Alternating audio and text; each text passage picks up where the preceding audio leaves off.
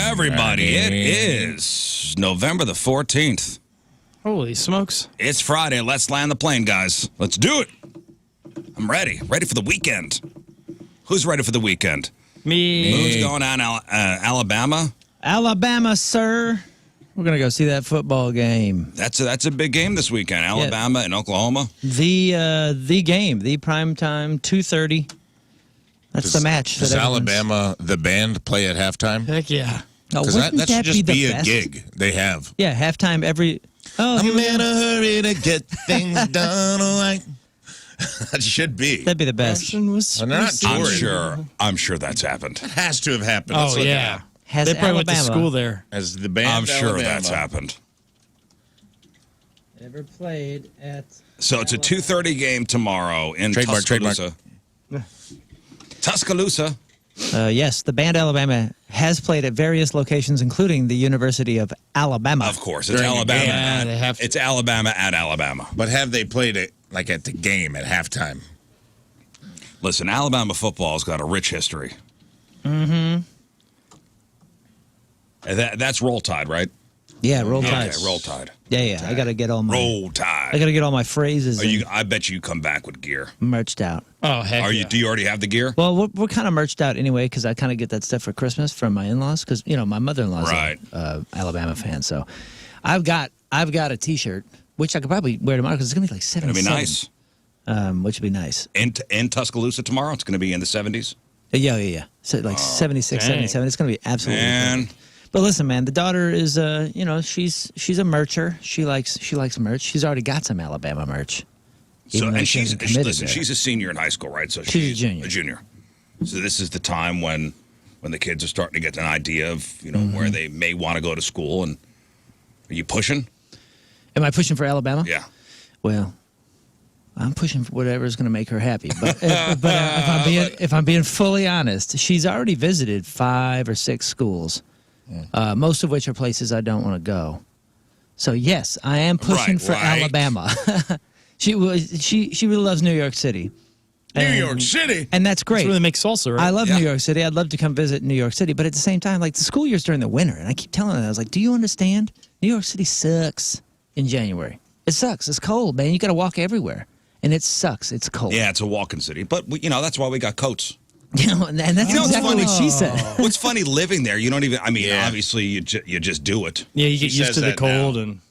Yeah, I'm just saying. Like, the older I get, the more I hate winter, and I just don't want to endure what I don't want to endure. And so you're thinking more of yourself. And I'm like, of course, I'm thinking of myself. You asked, and I'm saying, I think you should go to a southern school. I think Alabama makes. I mean, you're in the South where you're close to the water. This is a great spot. Well, she's not really close to the water in Tuscaloosa. Well, closer. But yeah. I mean, New York, you're on the water, but it's not the good kind of water. You want to get in that warm water. We've been talking about Florida and some other stuff. And did you know? Well, I think this is true. There's some sort of in-state thing if you go to Arkansas, being from Missouri. Well, yeah, it's a reciprocal. Like, so Arkansas kids could go to Missouri, right? Go to Mizzou and get in-state, and same thing with Arkansas. Of course, we keep telling her that. And you know what she says? Like, yeah, right. I don't want to go to Arkansas. Are you kidding me? That's what I said. I said, what do you know about Arkansas? And she goes, nothing. I just don't want to go. It sounds stupid. I was like, what? Why does that sound? So Alabama. You're like, does this sound stupid? Alabama. Sweet. And you're like, okay, you know what? You've made a valid argument. Yeah, I don't know, dude. Her arguments, like, they make a lot of sense to her, and I'm just never gonna get them. But yeah, I would love to go down to a southern school and talk about vastly different things. She's talking about Columbia and NYC or NYU, NYU and all that, and then now we're gonna go to visit University of Alabama, which is, I mean, a giant southern school. It couldn't be more different. A big campus and the whole campus life thing. And the football culture and all that. Yes. They don't have that in Columbia or NYU. So it's like she's seeing the absolute poles. No, if I remember what Columbia's like, I don't think it's a big campus like, sprawling. It's up in Alabama. Washington Heights. Washington Heights, yeah. I mean, and there's buildings spread out through the city. What does she want to do? That matters. I think it matters. To be a filmmaker, I'd go to NYU. Yeah, NYU. Or somewhere in California.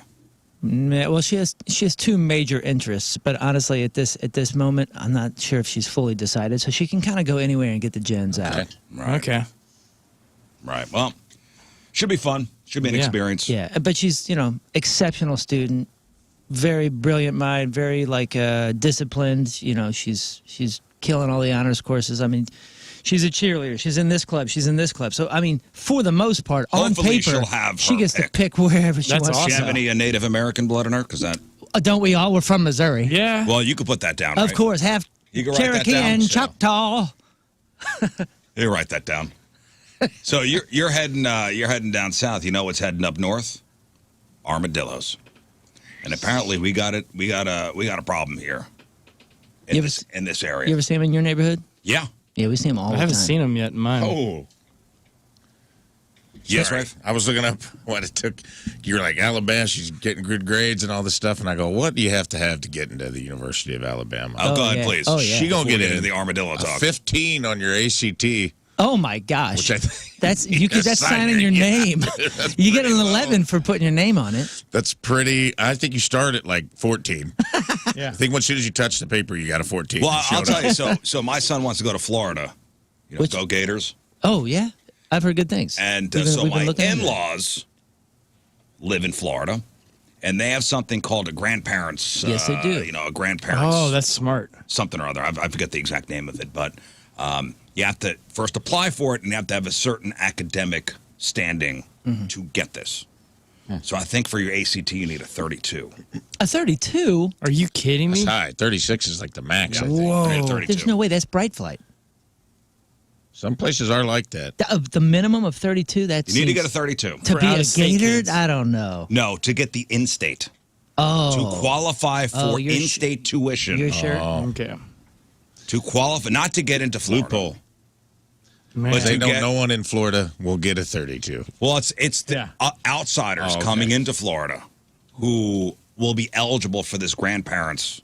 It's pretty smart on Florida's part because then you're getting the best of the best coming down there. So Yeah. there's a certain number of things you need to have. You need to check off the list, and 32 on your But do you really want ACTs. all those nerds Wow, in your man. state? Okay, it looks like It says here, University of Alabama for fall 26. Standardized tests are no longer required for freshman applicants. Admission will be based on a holistic review. What does that mean? I got an update for you. It says even with or without test optional policy, universities look at a variety of factors beyond test scores, such as your high school transcript, GPA coursework, extracurriculars, and personal essays. Yeah. What's the update? So the requirements are as follows. Yeah, You got to have a grandparent who is a legal Florida resident. right. Got that. Check. Note: grandparents defined by natural or adopted legal guardian of the parents of the applicant's parents. So it has Right. to be Done. official. Achieve an SAT or an ACT combined score no lower than the 89th national percentile, which at this point is 29. Oh, 29. 29. 1330 on SAT, 29 on ACT. Okay, so 29 on AC. They lowered That it then. makes it. Wait. Unless the 89th percentile is now 29, Yeah, I don't think. where it once was I don't think, 32. Oh, I don't think it's boy. going to jump suddenly right now. Okay, 29. That's all right. Yeah, that's more much more achievable. achievable. That's much more achievable. All right, so armadillos, guys. Have you seen them in your area? Moon, you have. I've seen them on. I saw one on the road, No. like dead. Yeah, I've see 'em never on the seen them. highway. I've never seen them alive. I've always seen them kind of squished. But 'Cause I saw them when I was a kid. I would see them more, but we're down in south, so. But I don't see them here at all. Well, wildlife officials are sending out a heads up to drivers. Armadillo activity is on the rise, so you got to keep your eyes peeled. But wait, Rizz, aren't armadillos a southern thing?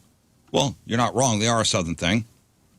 The 9-banded armadillo was once found mostly in the southern U.S., but thanks to our milder winters, they've been marching steadily northward and have decided to make Missouri their permanent home. So according to the Missouri Department of Conservation, it all comes down to their food source. So they have to be in a climate where the ground does not freeze up hard enough to prevent them from being able to dig and get insects. So as we get warmer and warmer winters, they could go further and further north and still survive.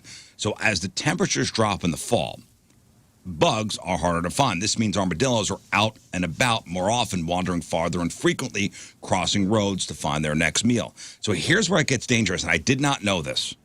Did you know they have this bizarre defense mechanism? So you know what happens when you scare an armadillo? They look like a roly-poly in giant No, form? they jump. Oh, okay. So they'll jump 4 feet in the air. 4 feet? Yep.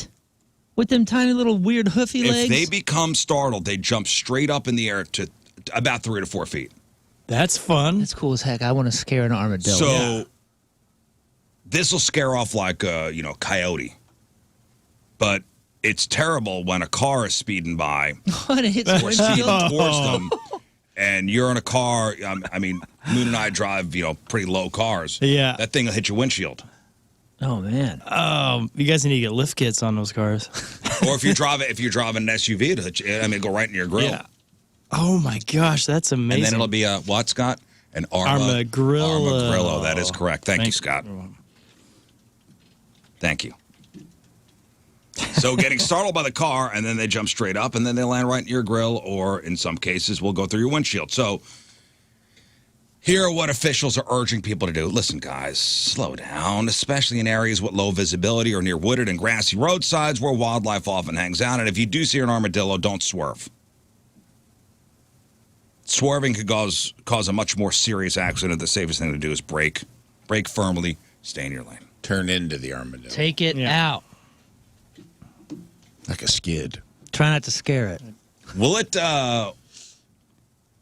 it's got that armor plating, right? Mm-hmm. Well, That's fun. Will it? It's like a speed bump. Boop, boop. It ain't going to slash your tires, right? The armor? No. I don't think so. Right? It's tough, but I don't think it's that tough.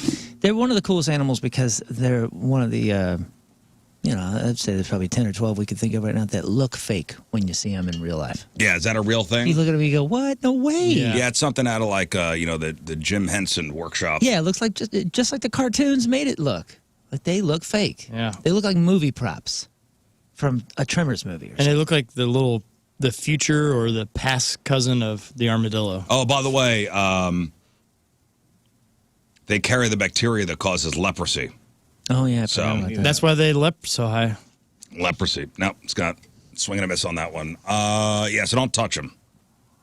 Although, you need to be in like very prolonged close contact for there to be really any risk of getting leprosy. But, I don't want to chance it. And you shouldn't either. That's crazy. Leprosy is when your like limbs fall off. You get to go live on an island and all by yourself. Yeah, leper island. Not a leopard island, but a leper You island. get the sores, right? Yeah, don't you like arms fall off? Like, Yeah. there's my foot. Gone. It happens. Like it rots off, I think. Good morning, everybody. Good morning. It's Friday. I got all these stories that I didn't get to this week, so I'll get through some of my Friday leftovers here. TikTok. You know how long TikTok's been around for? 9 years. That's right, 9 years. 9 years. Smokes. So here's a fun look back. Here's a fun trip down memory lane. Oh, heck yeah. With TikTok. So a personal injury firm in California came up with a list of the 5 most dangerous TikTok challenges of all time. And this is based on ER numbers and news reports. So would anybody like to throw out some fun TikTok challenges? Yes. So I do have the top 5 TikTok challenges that sent people to the ER or were big-time newsworthy. Give me Tide Pod. The Tide Pod challenge was number 2. Number 2. So the Tide Pod challenge was number 2, eating laundry pods for fun. This was a big thing between 2016 and 2020. It landed 35,000 kids Oh, my goodness. in the ER. 35,000. Seems like a lot. Well, So it's between 2016 and 2020, obviously, the dangers of eating laundry pods, the highly concentrated toxic blend of chemicals. Ingesting them can cause caustic burns in the mouth, the esophagus, the stomach lining. The chemicals can trigger severe vomiting, diarrhea, respiratory distress. So, yeah, that's number 2. It's pretty smart we washed her clothes with that. so if that's number 2, I'm trying to think. There probably isn't something that has a bigger number of people sent to the hospital, but maybe more damage. Maybe more deaths. Think about the deaths aspect of it. Which is why I'm going to say the knockout challenge. The knockout challenge, is that the one where people were just punching? Slugging people, just sucker punching them in the street. You remember that? Yeah. Was that a TikTok thing, though? I thought don't so. have that listed on my TikTok challenges. Okay. It didn't make the list. Well, I'm happy to hear that. I wonder. Tide Pod for sure. Tide Pod, yes. Kicking or trying to bang on somebody's door. No, that's That hasn't killed enough people. Mannequin. Mannequin. The mannequin challenge. I know that wasn't like a prank, but that was a big TikTok thing, right? Where everybody's just standing around and that wasn't that didn't hurt anybody. All right, so number 1 was the blackout challenge. There's another the blackout challenge. That's the one. The pass out challenge, the choking game. Oh, right. Yeah. Well, we always used to do as teenagers. It's where you deprive yourself of oxygen to get high, and it went viral back in 2021. 100 deaths for that one. That's number 1. Man. Obviously, one of the most lethal on this. What's going to be this list? Depriving the brain of oxygen for even a couple seconds can cause seizures, permanent brain damage. If consciousness is lost, the ligature used for strangulation can remain tight, leading to accidental death by asphyxiation within minutes. So 100 people died from that. That's number 1? That's number 1. Remember the milk crate challenge? Oh, yes.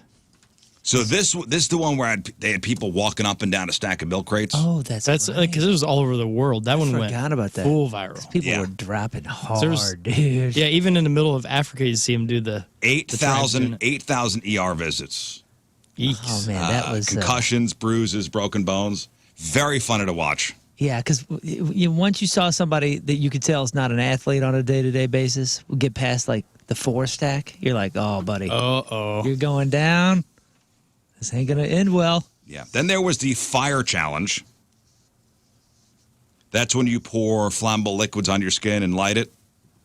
Okay. Kids were like pouring like rubbing alcohol on themselves and lighting them, and then I'm jumping in the shower, but getting severely burned. Because I remember kids doing that too whenever we were teenagers, but it was always like a little bit on their hand. It was never on their actual body. Yeah, it sounds like they're just filming our childhood at this point. Yeah, I was gonna say, I haven't heard anything that I haven't done and or seen a friend do at a party. Yeah, they're just emulating all the skate videos Used to from be 1997. Aquanet. That was a big like spray. That's like what the it girls' Hairspray in their hand, and then yeah, I remember doing that. Yeah. Like throwing See? fireball. Yeah, See? okay. And that's my point. Yes. We're just as stupid as they are. Yeah, deodorant worked too. The aerosol deodorant. Yeah, but I remember that. See? I do that when I get home. I'm going to show my It kids. turns out we're just as stupid as they are. Oh, man, I haven't done that in years. Film Yeah, it. fireball. I remember that. Yeah, knock yourself out first with the black. Or you would do that with a Zippo. Or you you could do the Zippo. a Bic lighter.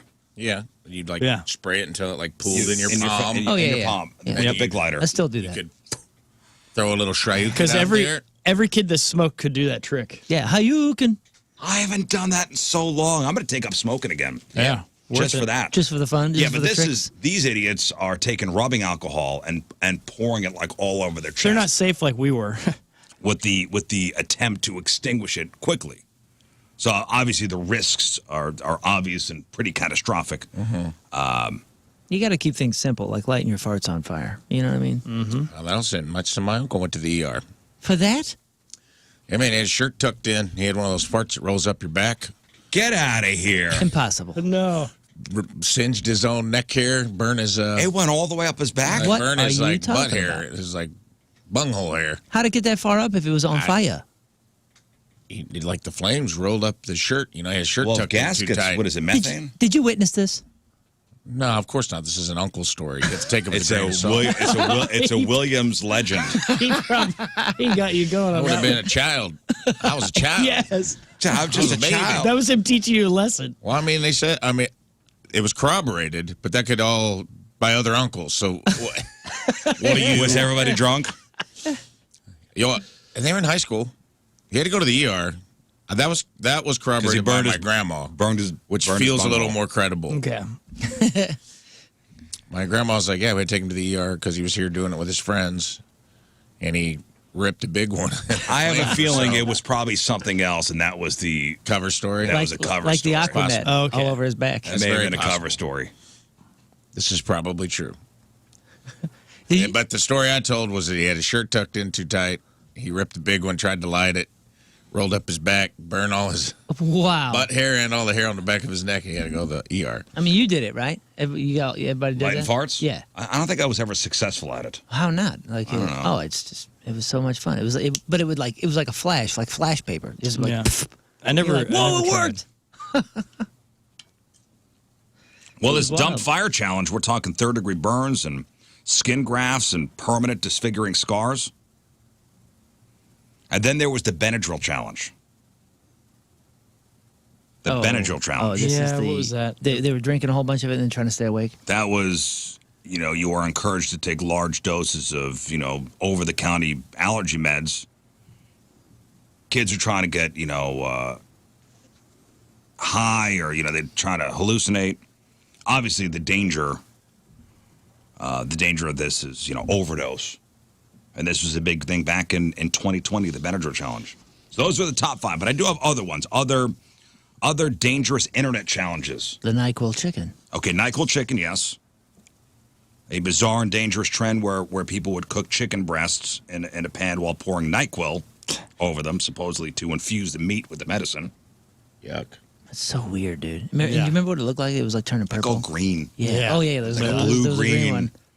Uh, So gross. So obviously the dangers of this, not just ingesting too much NyQuil, but boiling medication changes its chemical properties, and then you're taking the water out of it, so it's concentrating it.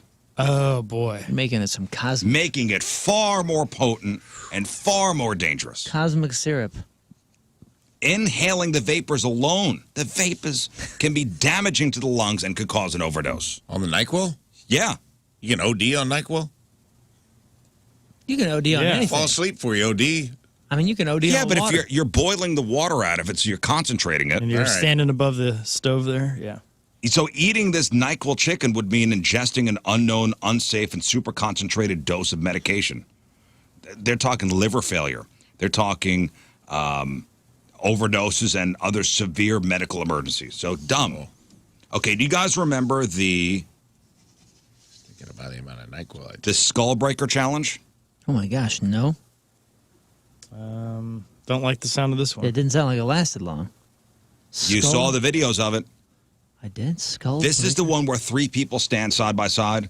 The person in the middle jumps straight up, and the 2 people on the sides kick the jumper's legs out from underneath them Oh, my gosh. while they're in midair, causing them to fall backwards. So they don't know they're going to be tripped? Right. God. Anybody remember seeing these videos? No. I remember us talking about it because we were like, "That's just." I mean, that's not even a prank or Yeah, you're just that's hurting. mean. You're just hurting someone. Yeah. You're conspiring to hurt someone. I mean, this takes somebody standing there and your buddy like kneeling down in the back of them and pushing them over. This is another level of I'm that. watching Yeah. them right now. I missed this somehow. Oh, really? Man. People are Dude. getting like knocked out Yeah, people getting like real hurt doing this. because they're hitting the back of their head. So again, it's you got 3 people and you tell the person in the middle to jump straight up. Hey, jump up.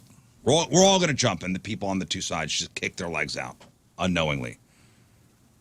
The victim has no way to brace for the fall, lands forcefully on their back, usually with their head and neck snapping onto the ground. Golly. Concussions, traumatic brain injuries, skull fractures, neck and spine injuries, paralysis, long-term neurological damage. Yes. Do they have numbers of how many that sent? I don't have that one. Wow. Few things affect me Hate that. as much as any time there's a story of a young person that was just goofing with friends and becomes paralyzed. Yeah. Oh, like jumping into pools. shallow water. Yeah, or doing some challenge this. or something like that. Just goofing, just having a good time being young and having something. Yeah, it's tragic horrible. Like that. I'm watching a couple of these, man, when they catch you just right. Because you're just jumping, and they're basically just like kicking your heels, so your feet get clipped right here, and then you go. You go You horizontal. don't know. You're trying to jump as high as you can. Some of these people, when people catch them just right, man, they're going Oh, yeah. completely head first onto like the concrete floor. I mean, just knocked out immediately, and I'm like, Well, I bet that also put a lot of kids in juvie and everything. Yeah, Where it's they like, could take that's a trip there. crime. Hey, let's document this crime we're going to Yeah. do against our friend. All right, there's the Kia challenge, and this was big here in St. Louis. This was. I think it still works. It spread via TikTok. It exposed the security vulnerability in certain models of Kia and Hyundai vehicles, showing people how to start the cars using only a USB cable. Oh, my gosh. Led to a massive spike in car thefts performed by teens. So this started on TikTok. Good. Beyond the illegality of Grand Theft Auto, the challenge is extremely dangerous. Many of the thieves are unlicensed and inexperienced drivers who engage in reckless driving and joyriding. high-speed chases, catastrophic car crashes, injuries, multiple fatalities involving both the car thieves and innocent bystanders. The penny challenge, or the outlet challenge. Okay. Remember this one? No. Oh, you don't remember this one? They're putting pennies in outlets? I like this. So for this one, participants slide a penny into the small gap between a partially plugged-in phone charger and the wall outlet. What? Yeah. I don't remember that at all. Where you been, man? You on the internet too? I'm just trying to stay in La La Land over here. Not see that stuff. Anybody else see the penny challenge or the outlet challenge? This was a thing for a little while. Remember, we talked about it because it was starting fires inside the walls. Gosh. Is that why they outlawed pennies? That's why they're gone. Probably. Yeah. That's why they stopped. Yesterday, they stopped minting them. TikTok. So this action obviously caused the metal penny to hit the live prongs, resulting in a massive electrical short, which leads to sparks, which leads to power outages, which leads to shocks, electrocution, fires that destroy property, endanger lives. Idiots. Look up that. The penny challenge or the outlet challenge. All right, the cinnamon challenge. Yeah. Oh, yeah. That was fairly recent. This is an older one. It's more YouTube than TikTok. Yeah, it comes back around. They were doing it again last year. Remember that? Rafe, do you remember the cinnamon challenge? It's like a seasonal one, too. Yeah, it was Like just right like people around eating like a handful of cinnamon, right? It'd be like a big heaping, A spoonful be of like cinnamon. a big heaping spoonful of cinnamon. It was getting in like people's lungs and stuff. Right? Yeah, because people, you Do start remember to, this one? You start to cough, then you try to breathe in, and then you still got all this powder in your And mouth. you got cinnamon lung. Yeah, cinnamon lung. And like Moose said, it's seasonal. So a person tries to swallow a full tablespoon of ground cinnamon in under 60 seconds without any water. Sounds harmless.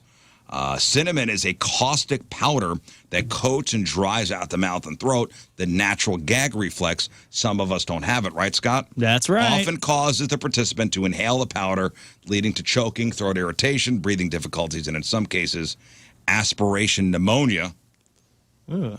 or a collapsed lung. And that's problematic. All right. Now you got the salt and ice challenge. This is a fairly new one. Salt. But isn't that kind of what I feel like that was around when we were kids too. The salt and ice challenge. I haven't heard about this one until recently. Okay. This is where you pour salt onto your skin and then press a piece of ice firmly onto the salt. And you compete to see who can endure the resulting burning sensation for the longest. Does it really burn you? So this creates a chemical reaction that rapidly drops the temperature of the ice to as low as negative 17 degrees Celsius, which causes a painful injury similar to frostbite and can result in second and third degree burns, permanent scarring, and even nerve damage. Holy cow! I didn't know that. The salt on ice thing. Yeah. That's why my weenus is disfigured. How's your weenus doing? It's fine. Yeah, it's getting better. Yeah, it's less. I lubricate my weenus after the shower. That's good. Okay, the deodorant challenge, which is similar to the salt and ice challenge. This involves spraying aerosol deodorant directly onto a patch of skin from a very close range for as long as possible. That hurts. Yeah, I guess it's the air. The propellants in the I see. aerosol Yeah, cans yeah. cause the temperature of the spray to drop dramatically. Holding it close to the skin causes frostbite-like burns within seconds, blistering, discoloration, permanent scarring. The one chip challenge we all know. That was marketed by Packy, and man, when the kid died, that was it for that. They stopped it? It was in 2023. A kid had like a heart attack From the chip? from the chip. He thought it was a candy or something? No, I I think think he was he doing knew. the I think he challenge. knew what it Oh, was, okay. and I think it was at school or something. The intense. Yeah, this is when you eat that one spicy tortilla chip. It was the Carolina Reaper, the Naga Viper peppers, two of the hottest peppers in the world. It was intended as an extreme product used in a viral challenge that led to severe consequences for some people. Rafe, you almost died. Yeah, the chip sucks. The chocolate was worse, though. And I don't know how you endured it like you did. You were. Well, he was champion. prepared. I prepared myself. He Yeah, had but- tons of milk. He had like Yeah. everything, and he Even so. Called us in, and I had a cup of coffee. I know. On an empty stomach. I regret that. So in 2023, a teenager's death was attributed to cardiopulmonary arrest in the setting of recent ingestion of a food substance with a high capsaicin concentration. So the kid died Jeez. after his heart stopped. And then there was the slap a teacher challenge. Oh, my gosh. Dang. Smart. So a short-lived but destructive trend where kids were encouraged to physically assault their teachers or a staff member at the school and then post a video online. And dumbass kids did it. Aren't we an interesting species? Because, we're talking about dumbass kids doing all these things to hurt ourselves. To hurt ourselves. Or others. Yeah, but for the most part, to hurt ourselves. And then we reminisce and remember, oh, yeah, we did those or versions of them too. Yeah. Sure. Okay. So, which brings me to my next point. So, do you guys long for the simpler times? Yeah, sometimes. Yeah. Yeah, I think we're kind of in that zone. Okay. So for example, you ever find yourself scrolling through endless streaming options? You got your Netflix, you got your HBO Max, and you got all your streaming services, and you're like, man, I wish I could go back to a time where there were only 4 TV channels. Where the networks decided what I watched. Yeah. I mean, that's... Do you pine for that time? You wish that? Well, not really, but over the weekend we were in Shelbina, which automatically takes you back in time. And then the other thing is... Where time stopped. Yeah, in 1980. and my uncle... They're still waiting on the 4th channel. That's right, yeah. I mean, they had, back up until 2001 or so, it was... All you had to dial was UPN. 4 numbers on the phone to call somebody. That's how small it was. But, yeah, my uncle has cable... And just Finally. going through cable, you're like, this feels so good compared to the smart TV. I'm like, I think it's going to make a comeback. I don't know, man. We have antenna, and sometimes that'll be on. Just like and it gets like these weird channels that it feels like a throwback. I'll just be watching Comet TV, and it'll be just like old X-Files episodes. And I'm like, all right. It's soothing. I do kind of miss someone else deciding what I'm watching. Do you know what I mean? So what do they some call sort it? of outside curation of What do they this call is it? what's on. What do they call it when you have too many options? There's a term for it. It's paralysis, choice paralysis. Analysis paralysis. Yeah. Because the same with merch. If you have too many shirts, Yeah, it's hard to sell them. But if you only have 3 or 4 designs, they'll sell a ton of them. Yeah. I mean, I will sit and scroll and not find anything to watch, but this is what we wished for. Yeah. When we were teens, when we were in our, when we were young, we're living the dream. We're living what we dreamed. And now we got it. And now we have it. But, somebody polled 2,000 adults and found that 8 in 10 of us are feeling nostalgic and yearn for maybe the simpler times of our youth. Well, So would I go back to a time where there are only 4 channels to choose from? No. no. Because it's pretty awesome now.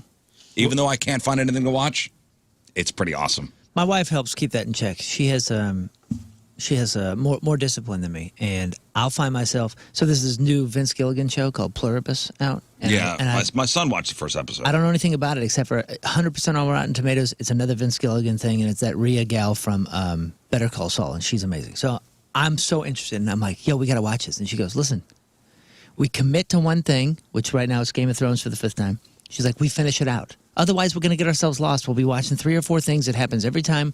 We commit. We make a choice, and you finish it. I think so. You're going through Game of Thrones for the 5th time. I think at this point you're just doing it to say how many times you've done it. There's no, not at all, dude. There was 2 instances in the last episode alone that we actually remarked to each other like, oh man, I don't remember that happening. And they really never played that piece out. I wonder what happens. I cannot believe that you're watching it for the 5th time. It's so dense, dude. It's so dense. And next year we're going to hear how you've watched it for the 6th time. Mm-hmm. No, we skipped a year, and we'll probably skip next year. Listen, it seems like we're missing the little things that used to be part of our daily lives. Remember the feeling of paying with actual cash? 35% of people miss that. How about renting a VHS tape from the local shop on a Friday night? 28% of us are nostalgic for that ritual. Do you miss using cash? I don't miss it at all. In fact, when I have to use it, I kind of hate it because I feel like I'm not getting any peripheral advantage. I don't. And you know what's funny? I was giving my son, I had my son pick up my daughter last night from cheer, and I'm like, hey, I'll give you some money for gas. You know, you're doing me solid. And I was going to give him like $40 to fill up his tank, and he goes, Can you Apple yeah, can Cash you me? put this on my my account? I go, here's cash. He goes, That's annoying. That means he has That's to walk hilarious. in, yeah. and then now he's going to endure change, and heaven forbid. I mean, I'm like, it's the same. He didn't want it. He goes, That's wild. he goes, just tell mom to put it on my account. I'm with him. It's far easier. See, this is where I'm an old soul because I still love the feel of cash and like coins, everything. I like the looking at the coins and checking them out and seeing if I hate it. find that one valuable coin. What? Get out of here! You like looking at the coins? Oh, dude, Get out of here! I stream this now. What are you? How I simple stream are you? it You now. are a simple person. I do. Well, speaking of simple, last night my niece, I was taking her home and she was talking, she's 11, and she said that her good friend, she's like, she can now carry her phone everywhere. And I'm like, what? She's like, her cell phone, she can now take anywhere she goes. Her mom lets her. And she's like, everyone at school's allowed to do it, and I don't have a cell phone yet. I'm like, well, there's advantages to not having a phone. It's kind of, and I was like, I know it's convenient, but there's also like this awesome like a just- freedom. yeah, You're freedom. trying to explain And- freedom to an 11-year-old. And I'm like, in fact, I waited till I was 22 to get a cell phone. And she's like, well, you could have just got an Apple Watch. And I was like, well, actually, Apple hadn't even had a cell phone or a watch by then. And it made me feel like a million years old. I was Well, like, I'm imagining Scott walking into a place going, here is a 1962 nickel. yeah. I'd like to Oh, I pay would with- not give with that one this away. currency. Worth Outta 4.5 here. cents. I like looking. You look at the coins Yeah. when you get them. Heck yeah. I like the errors. What do you mean, I like heck yeah? That's my dad's. I like finding errors and all that kind of stuff and trying Go back to Shelbina. This is what happens when you only have 4 channels. It's true. I didn't mind. Like when you're in hotels, typically they have cable on, and it's kind of a break here and there from having to choose. And it is funny. You go through and you go, oh, look at that. HBO's just rewinding the same movie all night. I'll catch the last quarter of it now, and then maybe in the morning I'll catch the first quarter. All right, let me ask you these questions, though. Do you miss actually picking up the phone to speak to someone? 24% of people miss that. I do not. No. I guess not. No. Having a friendly chat with a clerk at a shop, which is something we really don't do much anymore. 20% of people miss that. Do you miss waiting a whole week for the next episode of your favorite TV show? Do you feel like you're having like a special collective experience when something's on at the same time? I'll say yes to that only because sometimes when I'm trying to bond with my son, because like when teens get to a certain age, you lost them, and you're like, I don't see you anymore. And on occasion, there'll be a show that we watch together, and having that, hey, when's this come out? Oh, it comes out on Thursday. Let's sit down and watch it immediately. It kind of gives like a bonding opportunity. We were doing that with Chad Powers. Right. So I kind of liked the aspect. I like the special collective experience, not with my son or anything, but with the world. There'd be an episode of Breaking Bad on, and the next day everybody like, oh Yeah, yeah. man, Yeah, and the that hall- was it'd be, fun. It'd be the talk of the hallway. Lost was I do that. kind of miss that. Me too. Me Yeah. too. Or it would be the Sopranos too. Well, Like, oh my God. In Watch this last room, night's episode. Haha, You Clowns has been the one that, I don't know, it's That's exciting. a pretty niche Yeah, show, but it's still Scott. fun. It's still fun to be able And to if come you in s- and joke about it and talk about it. That's like a 15-minute little short cartoon Yeah. on HBO Max. It's, Well, It comes out Sunday. We, what we do it as a show with is Severance. Severance. yeah. Severance was episode each week, and every single Monday or whenever the heck it was, we would come. Whenever in and we would watch Did it. you watch it? Did you watch it? And Right. if somebody hadn't, we're like, oh, Okay, we can't so- talk about it. All right, so let's take a trip down memory lane. So, do we miss this or not? I'll go around the room. Buying sweets and snacks with pocket money at the local shop. Do you miss that? No. No. Nah. Rafe, pay attention. I'm listening. Do you miss it? No. Listening to music on CDs, cassette tapes, or vinyl? No. I mean, no. I have the option, so I guess Yeah. I don't miss it. Because No. vinyl, it's like I have that, but how often is it I Do you listen miss to that? putting Maybe a once a year? cassette tape in? No, the cassette tape, no. I was so thrilled to get rid of those when CDs came out. I was like, yeah. Do you miss having the CD holder on your visor? Or the giant CD book that No. you had to- Underneath your seat. underneath your seat or whatever in Nah. your car? I was the last one on the band to get an iPod. They all had iPods, and And I was like a holdout for some stupid reason, who knows what. And I remember the first time going overseas with 14-hour flights, I was dragging 3 CD binders so I could have my music, and I'd have to get the ones with the big loops on it, and put them through my backpack, and then Sure. have to convince the airline like, no, these aren't carry-ons, these are part of my bag. Yeah. That's all good. Yeah, that's where the only international tour I did with you guys, I had 2 giant binders full of CDs. And then everyone's like, what are you doing? So when we got to Japan, their dollar at the time was lower, so I bought the iPod there. I got a good deal. Well, I had the giant binder with, I don't know how many held, 100, 150 CDs. And then I had smaller ones to take. That was like the mothership. Oh, yeah. That was like the mothership of CD binders. I would then take my favorites to bring in which would be 15 to bring in the car. And then you're stuffing 2 or 3 in one slot, and it starts to rip the plastic. Do I miss that? Not really, because I could. Or you know what? Maybe it's just like the 4-channel thing. Like I'm forced to listen to either what's on the radio or what I've brought. I don't miss the CDs at all. I have a nostalgia for the cassette stuff. Of like, it was cool feeling to have like the recorder where you'd like listen to the radio for them to play a song you liked, then record it, make your own little. Well, then yell at the DJ for talking over the intro. Bedroom cassette. I just remember when we were kids and we get CDs.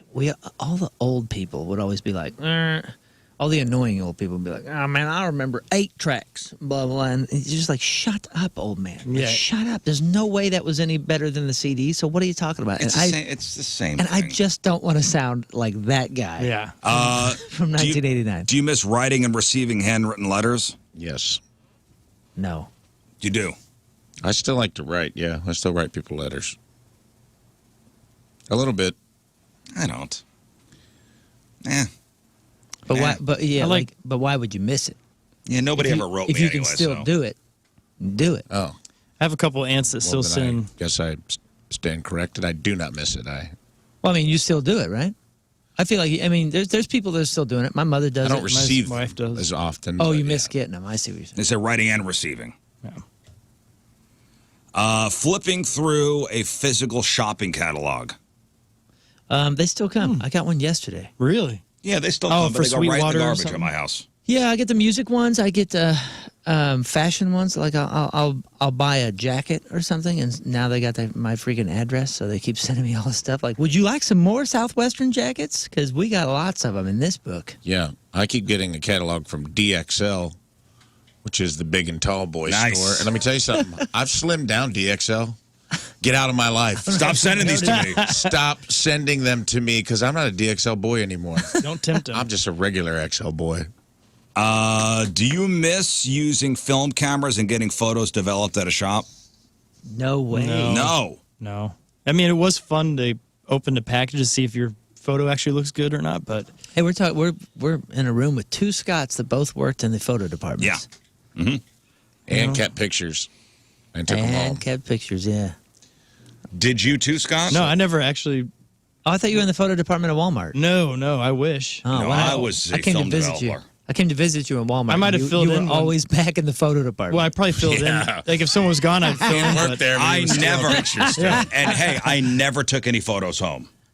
I never took any photos home. Can we see some proof? Now, if there were nudes, yes, we would pass them amongst the employees. Mm-hmm. That's on you for bringing that to us. Okay? Whoa, Lloyd has a 6-pack. That's on you. That's on you. Never, ever. Be honest. Tree of trust. No one's listening except for St. Louis. You never went through pictures and were like, man, this girl's hot. Never. And let me finish. I'm not saying necessarily took it home, but like definitely hung out to see who was picking up the pictures. You never were like, I'm going to be around when she comes to the front desk. Like, No. you saw a roll of pictures and it was like primarily like one real hot chick in the pictures. You were never like, Rafe, that goes you know what? I'm against- going to work through That lunch. goes against the developer's code. Oh, yeah. Pass it around. I took an oath.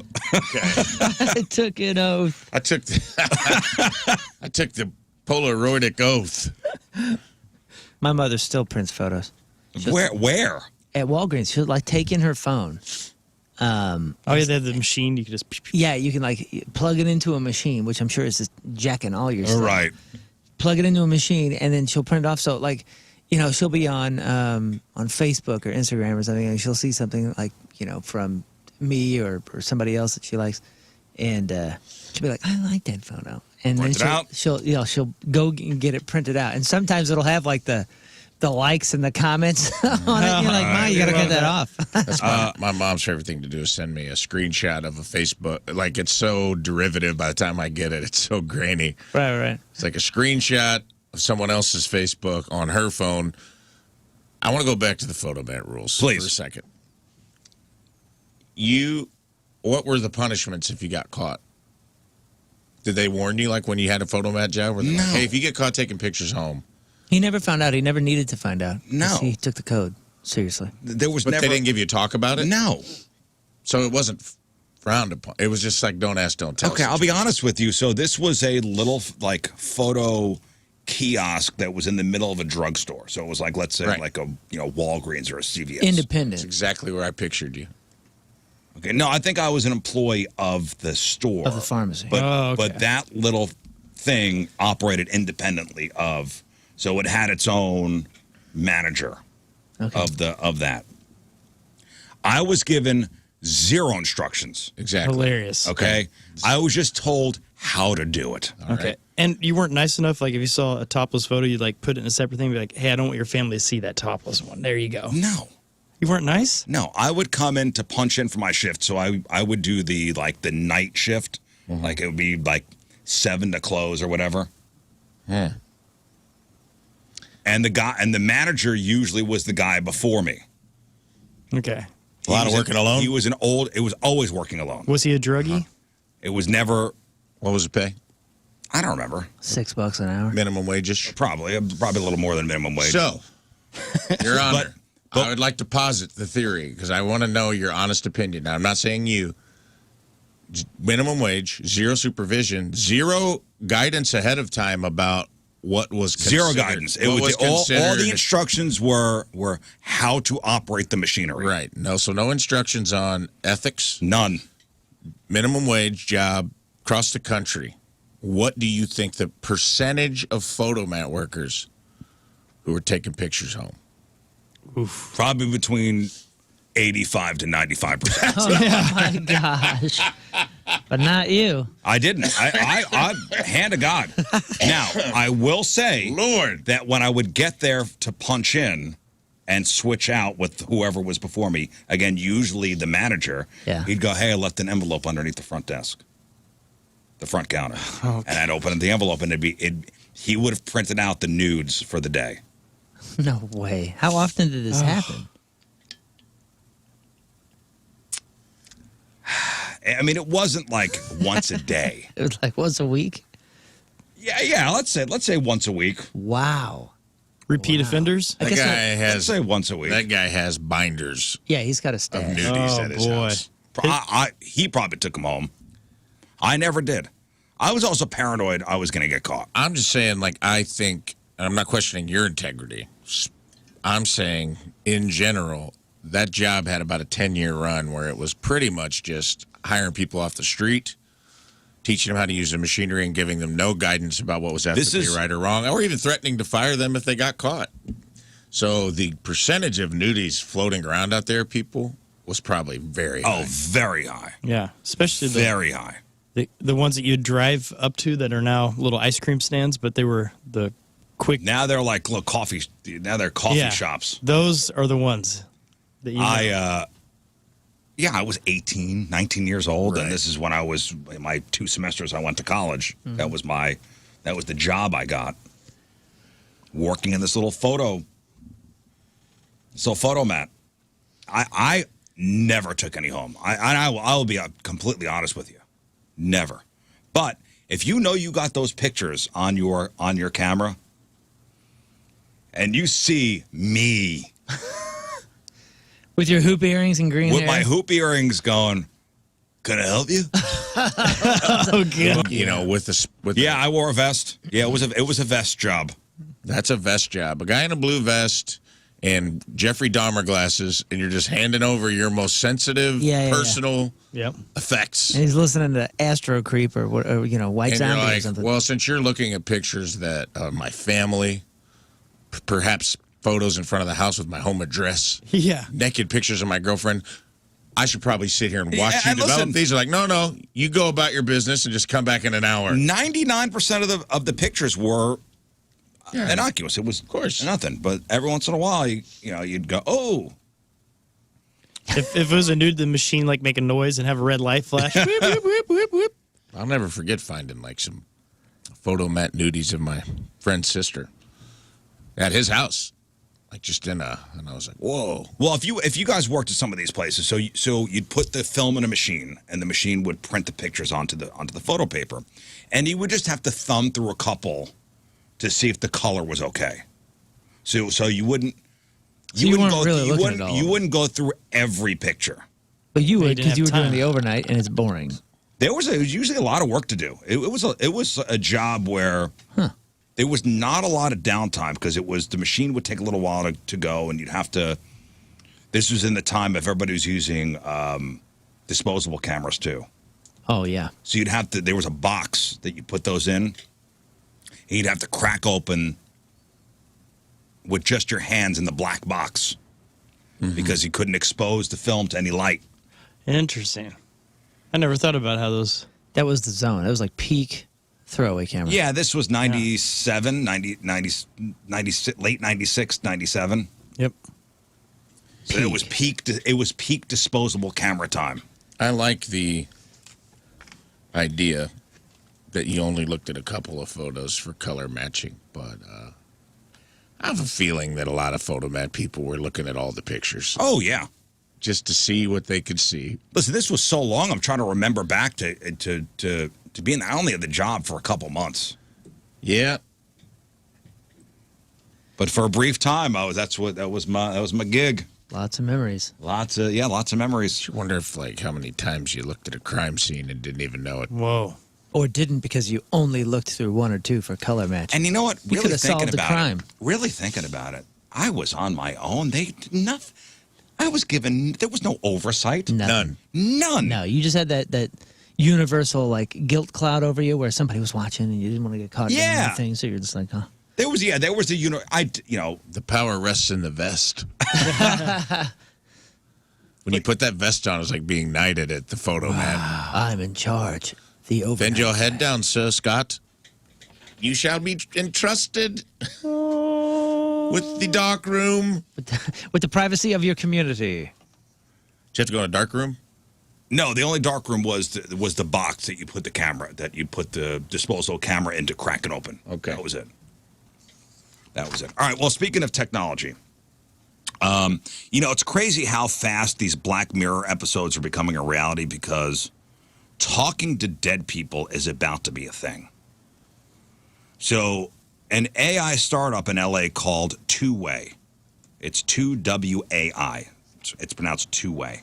They just launched an app that lets you communicate with friends and relatives after they die. So obviously that's not possible. It's an AI version of them, but they think people will do it as long as it's close enough to the real thing. And the commercial they put out for this thing is super creepy. So they made an ad where a pregnant lady FaceTimes her dead mom and tells her the baby is kicking.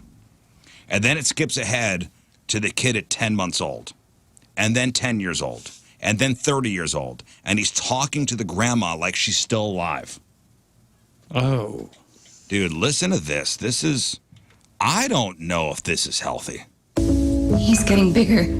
See? Oh, honey, that's wonderful. Okay, so pregnant daughter talking to AI version of mom, who looks like an old lady in her phone. And the old lady is interacting. The AI deceased mom is interacting. He's getting bigger. See? Oh, honey, that's wonderful. Kicking like crazy. He's listening. Put your hand on your tummy and hum to him.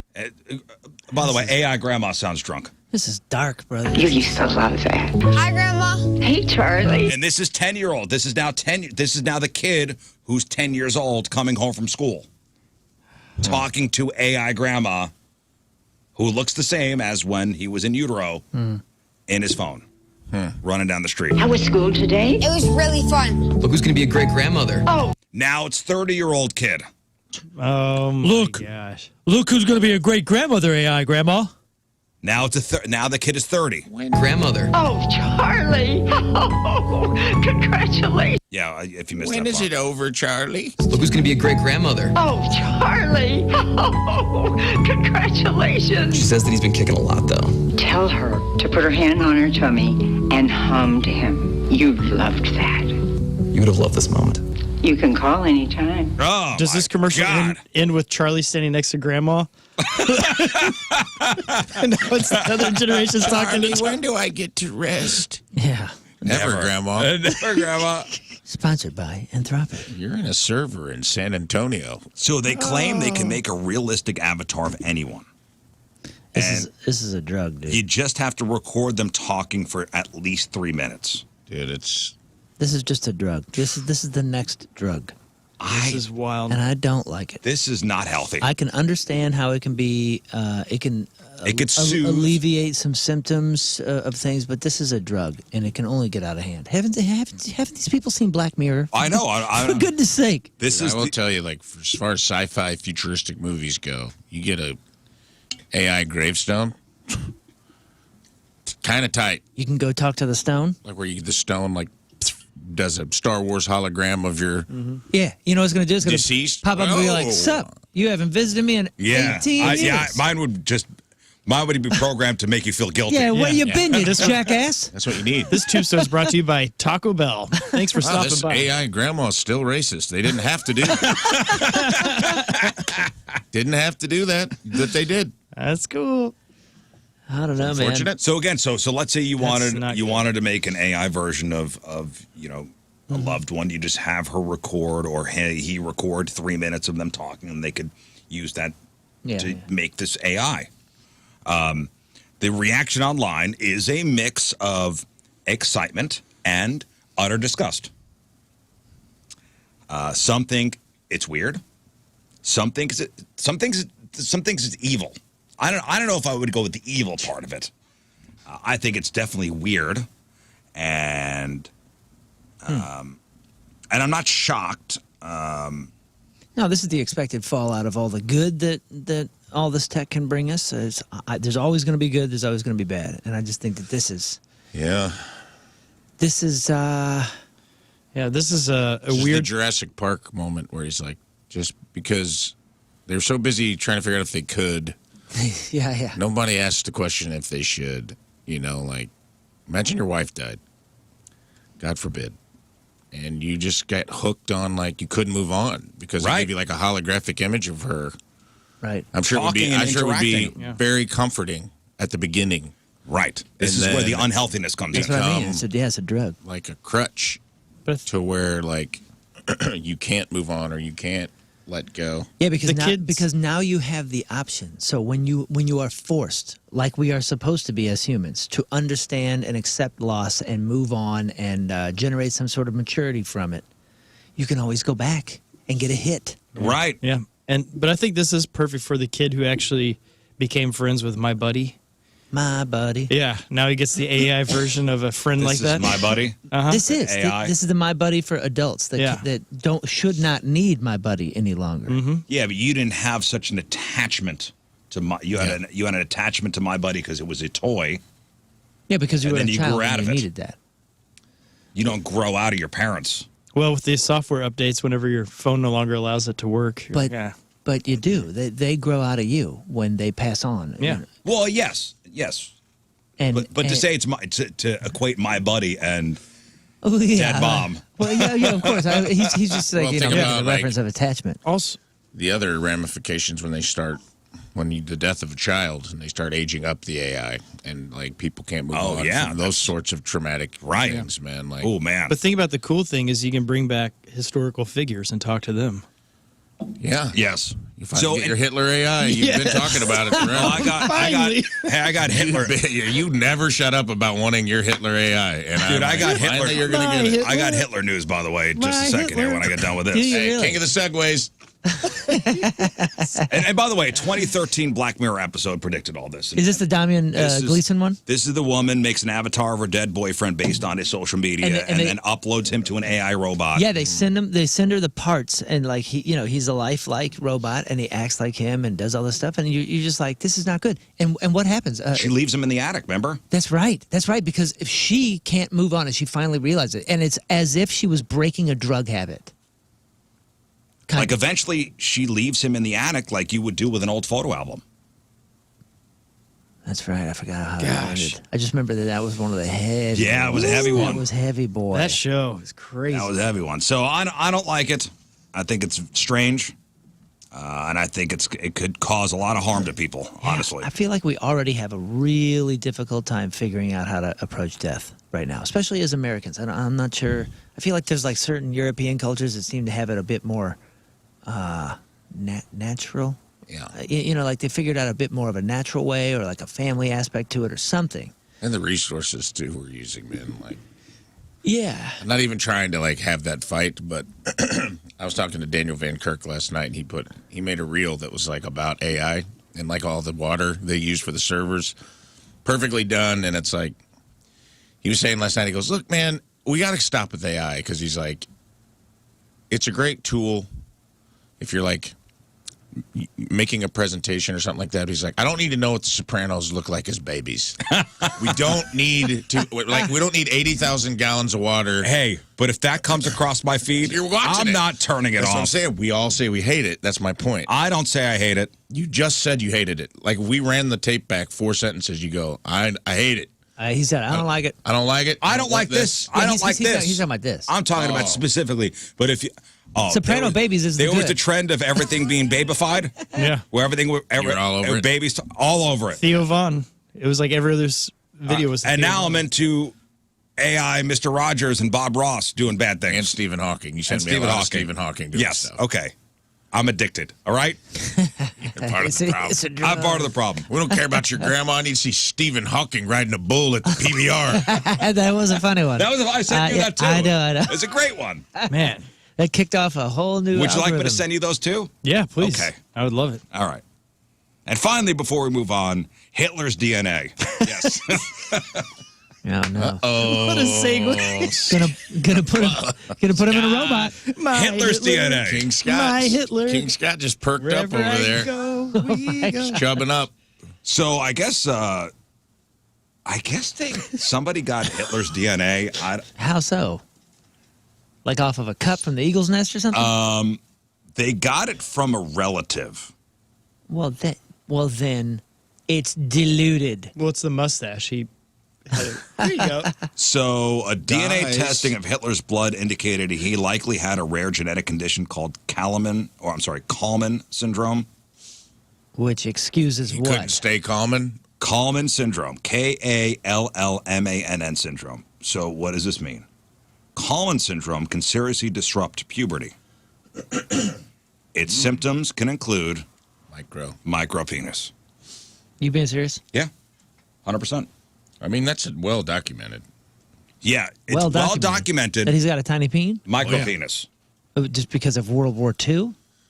No. They said somebody can't be this angry. I can see why he was so angry, because something you cannot see.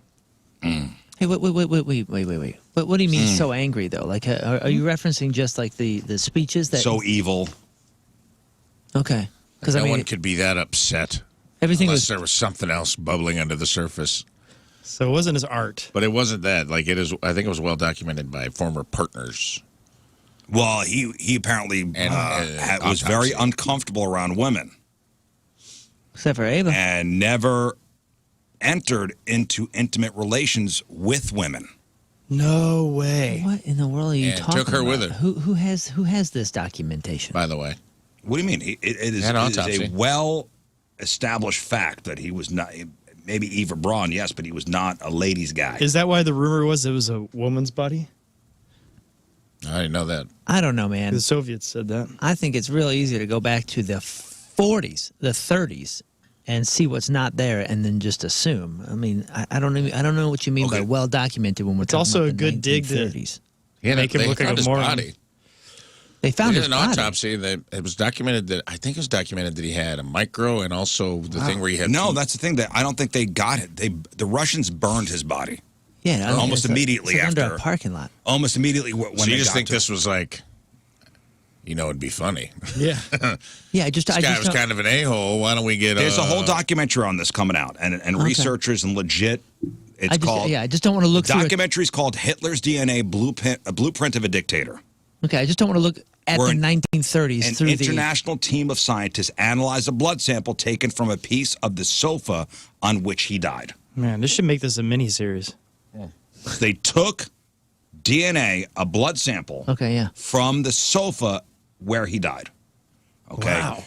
And according to one of the historians and researchers, no one has ever really been able to explain why Hitler was so uncomfortable around women throughout his life, or why he probably never entered into intimate relations with a woman. But now we know he had Kallman Syndrome, and this could be the answer we've been looking for. Smokes. He didn't finish puberty. Do you think that's what the mustache was all about? I think that's all he could grow. I don't know. To him, he was like, "This is all I can get." It didn't go any further. It started and then it just stopped right here. There's a big issue. To be sure the blood was really Hitler's. There's a big issue. To be sure the blood was really Hitler's, the team needed a fresh DNA sample. So they got the sofa where he died on. Okay, they took a sample. They're like, all right, we're pretty sure this is Hitler's blood, but we need a Hitler descendant to verify some sort of match. To see if there's any kind of genetic match. So they need a fresh DNA sample from one of his living relatives. So they went to South America. Which they failed to get one, as his relatives are understandably not willing to kind of come out. Yeah. And that's weird. This is a part of our family. We really don't. So they didn't even get the confirmation, yet here we are telling this story. I mean, I think it's all great fodder for storytelling. It says that when he was after the beer hall putsch, which was like his first attempted coup, he was imprisoned. Yeah. And they have prison records of a doctor that said he had confirmed right side cryptorchidism, which is when your testicle doesn't descend. He had a right testicle that had not descended, and a high percentage of people with that condition have Kallman syndrome. Right, which is micropenis. That he had like weird requests about his body being burned upon his death because he didn't want to be paraded naked through the streets like Mussolini. He was really obsessed with like people not seeing his naked body. It's like, I'm assuming most of us would also want that, regardless of our penis. Was he a never nude? You're right, man. Man, if I was the Patton family... Maybe it's family, time this show stood up for Hitler. Is that what you think I'm doing? No, if I was the Patton family, though, General Patton, I would release a documentary now. It's like... Patton like an Arizona pack mule. I mean, a giant dude, what a man. He did witness fairly closely the whole Mussolini thing, the whole fallout. And I would assume anyone in that position, which is a very similar position to Mussolini at the time, would say, "Ooh, I don't want to go like that." I mean, that seems like a reasonable thing, but we can. I think it's like, just imagine being so hated that almost 100 years later, a team of scientists is out to prove you had a tiny dong. Yeah, exactly. That's what I was saying. That's crazy. That's what I'm saying. That's a crazy amount of hatred to have. You're such an a-hole. They're still slamming you. 3 generations of people have lived and died, and they're like, let's get a crack team. Yeah, the best of the swab best. this couch and prove this guy had a eeny, teeny, weeny, peeny. It's pretty funny. Kallman Syndrome. And listen, I thought it was interesting, like the whole documentary. And I'll probably watch it. Yeah, this is something I'd probably watch too. Yeah, all those. I'm interested. Are always interesting. And there's a whole bunch of new footage that they've put into movie form these last couple of years. Crazy, fascinating stuff. Yeah, what actually is pretty profound, other than so he may have had this thing, was Hitler. His policies, were completely around eugenics and, the master race and all that stuff. He would have put himself to death with his little tiny dingaling. And non-blue eyes and non-blonde hair. He would have put himself to death. Whole thing is crazy. All I'm saying is I'm a huge student of history and I'm a big proponent for the importance of accurate history and not just listen, storytelling. nobody's excusing his monstrous actions, warmongering, systematic murder of 6 million Jews during the Holocaust. Nobody's saying anything about that. I just don't want it to get lost. There was a popular World War II song called "Hitler Only Got One Ball." Yes, that was, and they mentioned that in the documentary. That's amazing. They mentioned that in the documentary. What's the melody to that? So it's not the AC/DC song.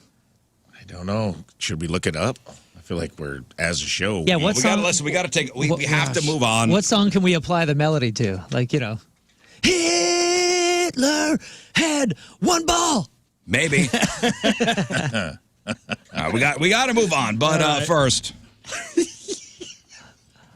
All right, today's Team Rizz Remember the Day is brought to us by Hot Shot Sports Bar and Grill. Score a shot at $10K during Blues away games this year at Hot Shot Sports Bar and Grill. Got the details at hotshotsnet.com. From Wentzville, Steve Van Dieven is our Team Rizz Remember the Day. Steve is a big rock and grunge fan who's listened to The Point for a long, long time.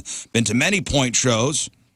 And he says, listening to the Rizz Show always brightens his morning, so he encourages others to listen to as well. He says he enjoys all the personalities and how we all mesh well together, enjoys our discussions and topics. You never know what you might hear, learn, and laugh at when you're tuning in. Yes, Hitler's micropenis. Write that down for a podcast title. Okay. As, maybe in the running. It's still early in the show. Okay. Steve Van Dieven from Wentzville is our Team Rizz Remember the Day. Get super sweet Team Rizz Remember the Day soccer jersey. Get yourself signed up 1057thepoint.com/Team Rizz. All right, we'll take a break. We'll come back. The Sklar brothers should be here shortly. To the program, phone number 314-624-3833 or 618-398-3833. The Mick Ultra Studio Cams, 1057thepoint.com/Rizz. The Schreier Air text line, 314-649-DUMB. The email, RizzShow1057thepoint.com. Instant feedback, all that stuff. It's Friday. We got your Friday fail stories coming up. The Sklar brothers should be here any second now.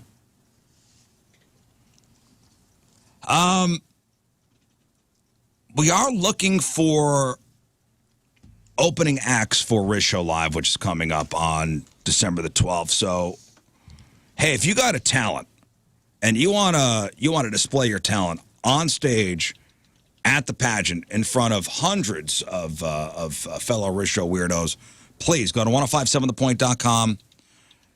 Shoot a video of you doing your talent. Upload it, and we're looking for I think we're thinking 6 or 7 people. We'll pick you. We'll give you 4 tickets for the show. We'll give you a $250 Amazon gift card. We'll get you out there on the stage. Did you do that on purpose? What? 6, 7. No, I didn't. Stop it. Stop that. I live with too many teenagers. Stop that. Listen, I hear it everywhere now. This guy. I thought we buried 6, 7. We tried. We tried. It's hard to kill. It's like so. Yeah. Well, we're looking for the opening acts for Rizz Show Live, and the whole thing is sponsored by Michelob Ultra Superior Light Beer, and we're teaming up with our friend Courtney from down the hallway. This is her kind of idea. She's always wanted to do a talent show, and I'm like, well, if you want to do a talent show, I got a thing where I kind of need some talent for. Mm-hmm. So let's combine forces. Synergy, my friend. Vertical integration. We're all employees of Hubbard Radio. Hail Hubbard. We're all hubbies. We're all hubbies. So yeah, if you got a good talent, if you got something that would be great to perform on stage at the pageant, an amazing skill, record yourself and go to 1057thepoint.com and upload the video. And if we pick you, again, 4 tickets, and we'll give you $250 in Amazon gift cards. I'm hoping to see some unique talents come through. I'm hoping you guys see some, somebody that can fart achy breaky hard or maybe a master duck caller. I want the good talent. I want the regular talents too, but I'd like to see a few quirky. We've seen a million singers. I'd like to see some out of the box talent. Yeah, come on. We've seen a million singers.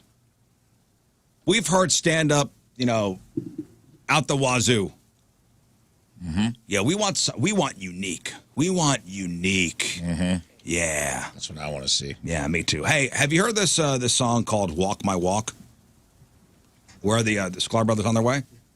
Oh, they're coming in. I'm trying to get them off. You're trying to. Oh, they're on with Courtney. Just bring them right in when they're ready. Just take back everything we just said about all working under the same banner and get them over here. So have you heard the song called "Walk My Walk" by a band called Breaking Rust? Mm-mm. What do you think of this?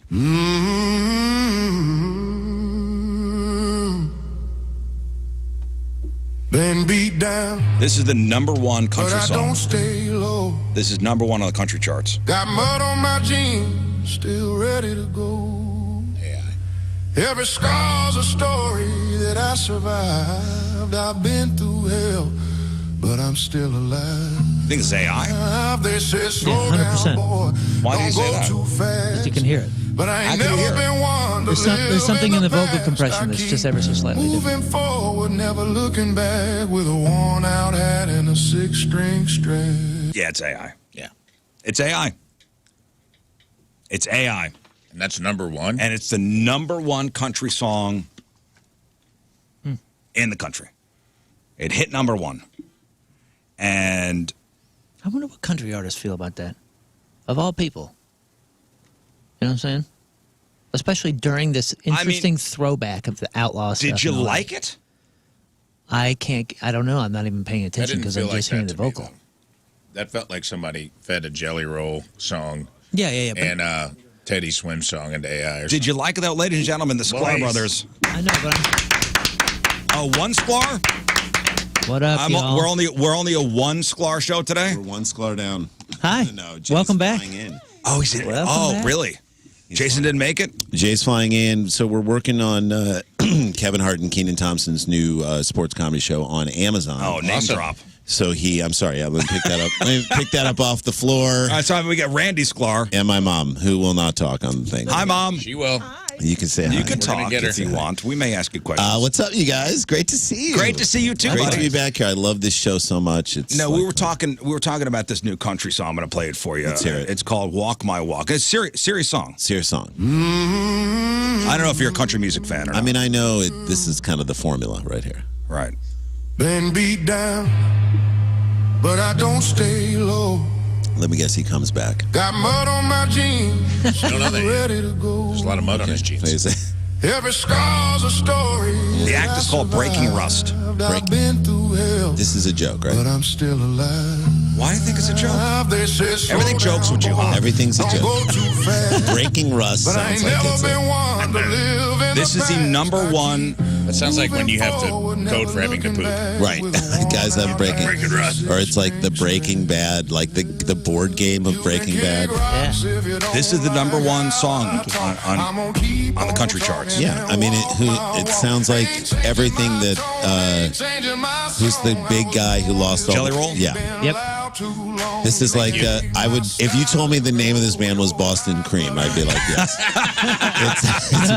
it's Boston Cream. That's exactly. It's, this is a joke, I right? said this right before you came in, and that makes me feel very Thank you. vindicated. No, it's well the It is. I buy it. I mean, it fits the formula. it's AI. Like, It's an AI song. yeah, exactly. But it is #1. But it's the #1 song on the country charts. And that's what So- I'm saying. I wonder, because there is such an outlaw country, like, throwback kind of resurgence going on. I wonder how those guys feel. So about if I were an artist, I'd be so mad. If I were a country artist, I'd be so mad that it sounds like what I say. It's very formulaic, and it tells you how formulaic the music is. I mean, go back and listen to like old.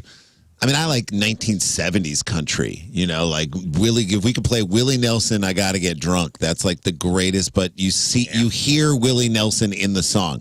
What you just played is what I was getting at is it felt soulless. Yes. Like there's not a person in there singing this song. It's like, But do you think the average person could tell the difference between AI and a real song? This is not a country music station, right? No. The average country music fan? Absolutely not. Yeah, I think that's why. Agreed. Stadium country. I think that's will put why it in it's- Yeah, a I mean, like subcategory, old school country. If you like country from the 70s, like Conway Twitty, Yeah, you like there's so much Me Too in every Conway Twitty song. Like How did you feel about Conway Twitty? In Did the you like? 70s? She doesn't even know who it is. I'm not supposed to talk. No, she doesn't Mom, you out of turn to talk here. Like Conway, You told your mom not to talk. Conway Twitty has a song called "Just Drink This and Lie Back." Like that's that's not. You know what I mean? That's not. You know. great. What's breaking the rust. problematic Christmas song every year? Of Conway Twitty's? Cold outside? Oh, baby, it's cold Oh, outside. yeah, baby, it's cold outside. It's just like, get in here. And she's like, I don't want to Drink, come. you're not leaving. Drink.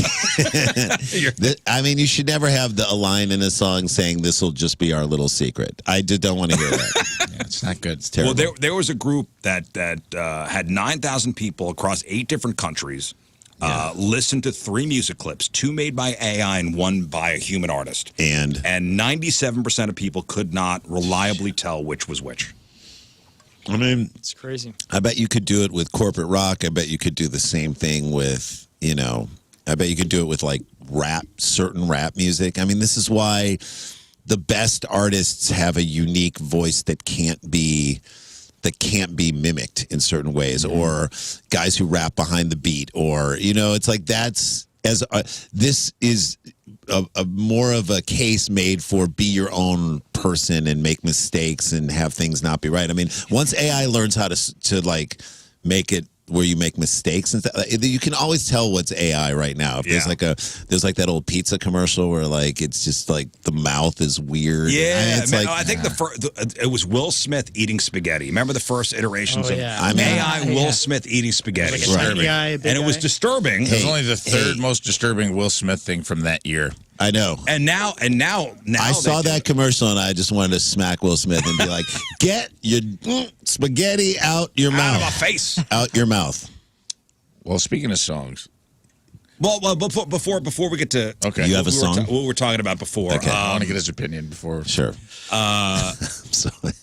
So did you like the song? No. So if I didn't tell you it was AI, I'd say it's not good. This is a bad Jelly Roll ripoff. It just sounds like pop country. That's what I said before you came in. I go, it sounds like somebody. I said that's AI. It feels like somebody fed 3 Jelly Roll songs into a computer and was like, make me something. It's like, no, it sounds like someone tried to stuff a Jelly Roll into a hard drive. Yes. So when they told the people like, hey, you messed up, you couldn't pick the AI versus the human, people were upset. Of course. People were upset. Betrayed.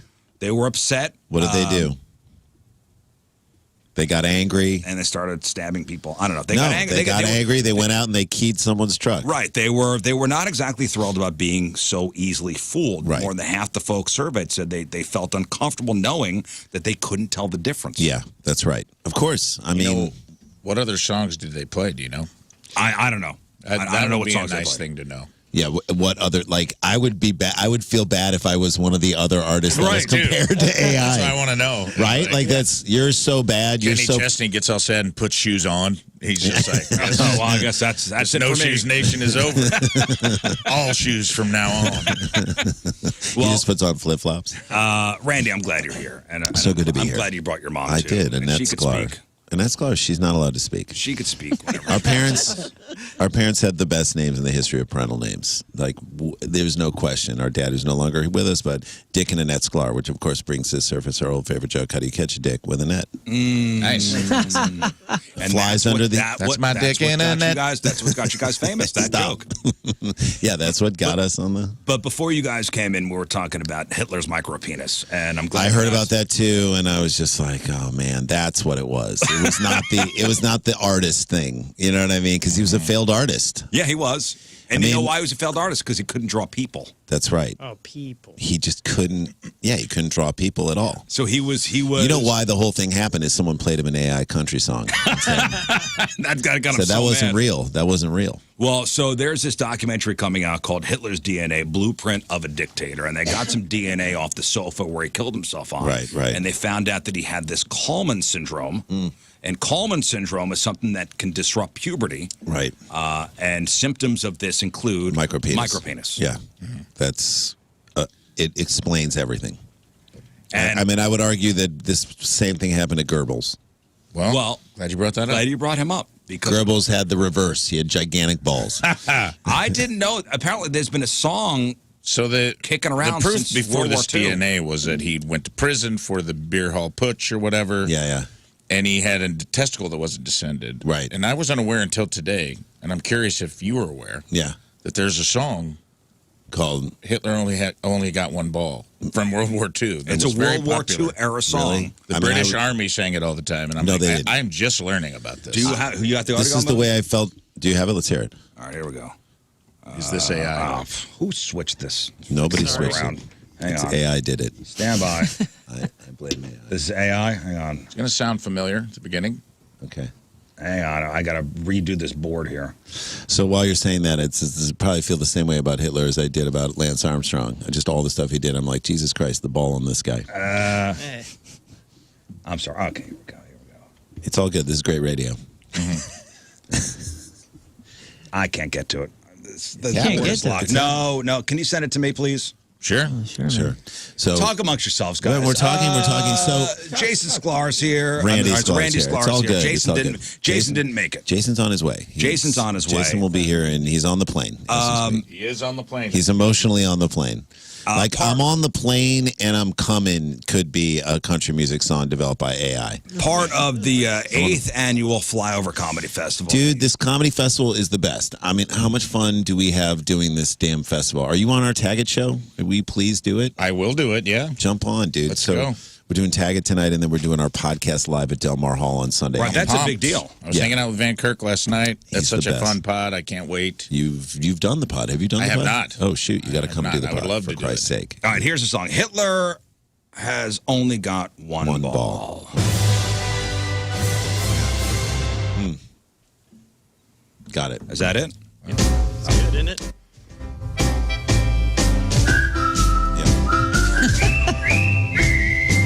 The best melody for it, for sure. Now I see why Mel Brooks used this. Lyrics are coming. Here we go. One, two, three, and Take it. Hitler has only got one ball. Goering has to the very small. Hitler has something similar. And poor old Goebbels has no balls at all. He's got none. There you got no balls at all. I think that's pretty good. Dude, totally worth If waiting you until told me that weird awkward Goebbels, time. instead of balls, had two gerbils down there, that Yeah. would be another thing altogether. All right, Sloan so got that started. Gerbils. He just had gerbils. He just had gerbils instead of his balls. let's talk about, so tonight it's Tag It at Tropical Liquors. Which you have done. Rafe has done the show where Yes, basically awesome our show. friends come up and do their sets. Jay and I host the show, do a little comedy at the top, and then we bring on our friends to do their sets. And while they're doing their set of comedy, Jay and I are on stage listening and writing tags, little like jokes that we pitch on top of Furious speeds, by the way. incredible speeds. And because there's two of us, I'm like, we can kind of cover the whole set. I'm not even looking over what he's doing, but it's fun when we both pitch on the same joke, that we have different things, and it's like creepy when we pitch the exact same thing because you're like, this is the twin mind meld that Jay and I have worked our entire career to run from. But we pitch jokes afterwards on stage to the comics in front of everybody. All right, so explain how this. So let's say Rafe's out on stage, right, and you do like, and you and Jay are backstage. we're on stage you're with on him. the stage We're in the too. back, not making any noise, but he can talk to us if he wants. We're like, Yeah, it's a cool show. So I would come up, and they would be like, go ahead. And then I would do like 5 to 7 minutes of my act, and they're furiously typing. like, it's so funny. And then you end, and then they start pitching you tags, which is like add-on jokes. Right. It's called Tag It. They make your set better. Right. It's, It's like a never free like clinic. it's never like I don't like this. It's always like, oh my God, I love what you were doing with this. Yeah. And have you thought about going in this direction? Here's my pitch for this joke. And we pitch it. And so the audience, what's great is by the end of the show, the audience is watching the comic set thinking, what jokes are these guys going to pitch on? So it's amazing to see that transformation happen with the audience. It's a cool show, man. So much of stand-up, people think that we're like lone wolves. Is it wolves or wolves? Wolves. Moon wolves. I think the wolves are a Jewish family you invite Whatever over to you choose. dinner. It's true. The wolves, and you invite them over and talk about Hitler's one ball. So people think we're lone wolves, but the truth of the matter is, and this has happened everywhere. You come off stage and your friends are in the green room or other comics, and you're like, "Hey, man, I love this thing that you're doing. Have you ever thought about this?" That happens all the time. I mean, I remember we were doing a show. We were doing 2 shows in one night in LA. Sometimes we bop around and do that. And so we're in LA. We're doing one show, and our friend Ian Edwards, who's a great writer, comic, He was on after us. We didn't even ask him, look at our set and tell us what you think. We're driving over to the Comedy Store after we finish the set, and he texts us, and he does both, and he's like, hey, flip-flop these 2 sentences and say this way. And so we did. We're like, okay, we'll try it at the Comedy Store, and now that's like one of the biggest laughs in our whole set. You guys keep it positive. I got like three or four things from the last time I did your show. And it works? Works? Yeah, dude. Look at you guys all trying to help each other out. I'll be honest, sometimes as a comic, and this is what's cool about this show, is it shows you the guts of how everything works, kind of behind the scenes. Inner workings. Which I think people are curious about. And also, like, sometimes I get more excited when another comic uses my one of joke, your jokes. and it hits harder than there. Well, and you're in the back of the room. There you go. Like, There's the selfishness. I did that. Well, I mean, you guys call this your favorite side project. So what's so rewarding about it? Is it the helping of a fellow others? Comedian? I think that's our legacy. I mean, well, because that's who we are as a comedy team, we're trying to build on each other in certain ways more than like one person can. So, I mean, the best part about being a comedy team is that we get to split the money. Yes. No, that's terrible. No, the best part is that we try and build something larger. And so to then turn that out towards our friends who are comedians and show them that it's possible, I believe now we've given tags to so many people that have wound up in specials and whatnot. Yeah. I think that is not that that's the most important thing, but I think that's one of our legacies in the comedy scene is that people are like, oh, these guys give, they're very giving in this way. And have hopefully taught a bunch of younger comedians that you should do that too. It's got to be fun though, riding on the fly. The pressure of it. It's so a lot of pressure, and if it doesn't work, it's fun too. You kind of have the safety of like if it doesn't work, you're like, oh, you know what, screw you. You know what I mean? You're pitching a joke to a friend, and maybe it lands, maybe it doesn't. Whatever. We're still having a good time. We're still having fun, and by the way, there's an audience there watching this whole thing happen. I think the audience likes to see our relationship and our friendship because we're friends, and then they see us like on stage just like gagging around. The best is like if we pitch something and the comic then riffs and then we riff and then you're kind of seeing exactly how, like you were saying, how the sausage. It also, you're being humble. It also shows how lightning fast you and your brother's brains work. Like, because there's a lot of comics that couldn't do this in real time the way they do it. Because they'll pitch you. They're not just pitching you like one joke. They'll have like 10 jokes a pop. When you get done, and I'm like, man, how are you typing that fast in the middle of what I was doing? You're just like, you just get in a zone, and you're like, I'm listening, and that's what I tell my wife. I'm like, I'm listening, as I'm like doing something else. So that's tonight. Tag it at Tropical Liquors. At 9, and then our podcast, Dumb People Town, which is on Sunday. That's Sunday night. We could be talking about Hitler's Ball. Sunday night at the pageant. That's actually, they moved it over to Delmar Hall. Delmar. Okay. I freaking love Delmar Hall. Delmar's great. Lovely. So Dumb People Town is what you describe as a glorious romp through dumb behavior. We celebrate it, mostly from Florida, but we celebrate it. Like when someone does something stupid in this world, we love to ask the question. We don't say you're dumb. We say why. What were the 10 decisions that led to the mom driving her kids around town in an inflatable swimming pool on top of her car? Is Florida truly the bottomless gold mine? It is. I mean, I think it typically is. And, there's some AI stuff, not AI stuff, but like made up stuff like that's starting to come through that we have to like check to make sure that this story really happened. Like someone, and again, because of Florida, you're like, yeah, that probably happened. Well, Randy, would you like to play a little game with us? If it's real or not? Yeah. Let's go. It's called Fake News or Florida. It's a game. I love it. Beautiful. And this is right up your alley. Straight up the alley. And I usually can tell. But then there are moments where I can't, and I get mad. Like you just played me a country song. All right, so Randy, here's how it's going to work. And we'll get people on the phone. 314-624-3833, 618-398-3833. Rafe is going to read you 15 headlines. Okay, great. You tell us if it's a real story from Florida or something that we made up. Okay. Moon is a good lifeline over here if you need him. Okay. Now we want people to win. I know my Florida. I do too. I mean, I really, really do. Yeah. And I even know like the difference between the Panhandle and Tallahassee. Did you watch The Florida Man on HBO? A little bit of it, but I kind of was like, this is our podcast, Right. So we've got tickets to go see Avatar, Blue October, Marlon Wayans, and 3 Days Grace. Perfect, right? All that happens in the same movie? Yes. Okay. So 15 headlines altogether. Okay.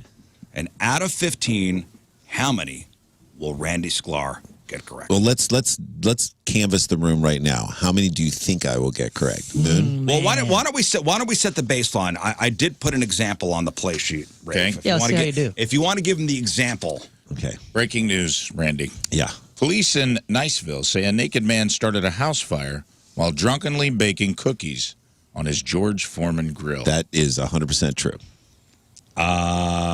Oh, that's Florida. Right. Thank you very much. That is correct. He understands the assignment, folks. I get it. I mean, it's like, those cookies were baked in homage to George Foreman himself. May he rest in peace. R.I.P. It's out of 20.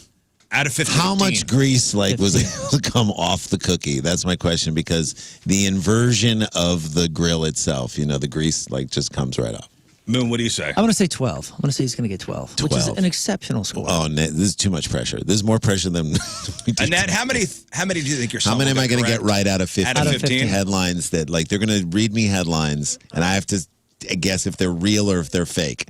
Out of 15, how many am I going to get right out of 15? Out of 15, I think you'll get 13. 13. Oh, wow, Yeah, Jesus. dang. This is my That mom. is She real believes in me. confidence. She does She believe in believes. you. This is all the our parents. A lot of comics. Their parents are just terrible people. They're You do this on Cammy. Yeah, in Dumb People Town, yeah. So a lot of parents, they're terrible, and that's the reason. This is what I say about my kids is they'll never be generational athletes because I love Right. them too much. It's if you don't believe me, LeBron's dad not around for LeBron, LeBron around for Bronny. Right. Ball don't lie. That's just science, right?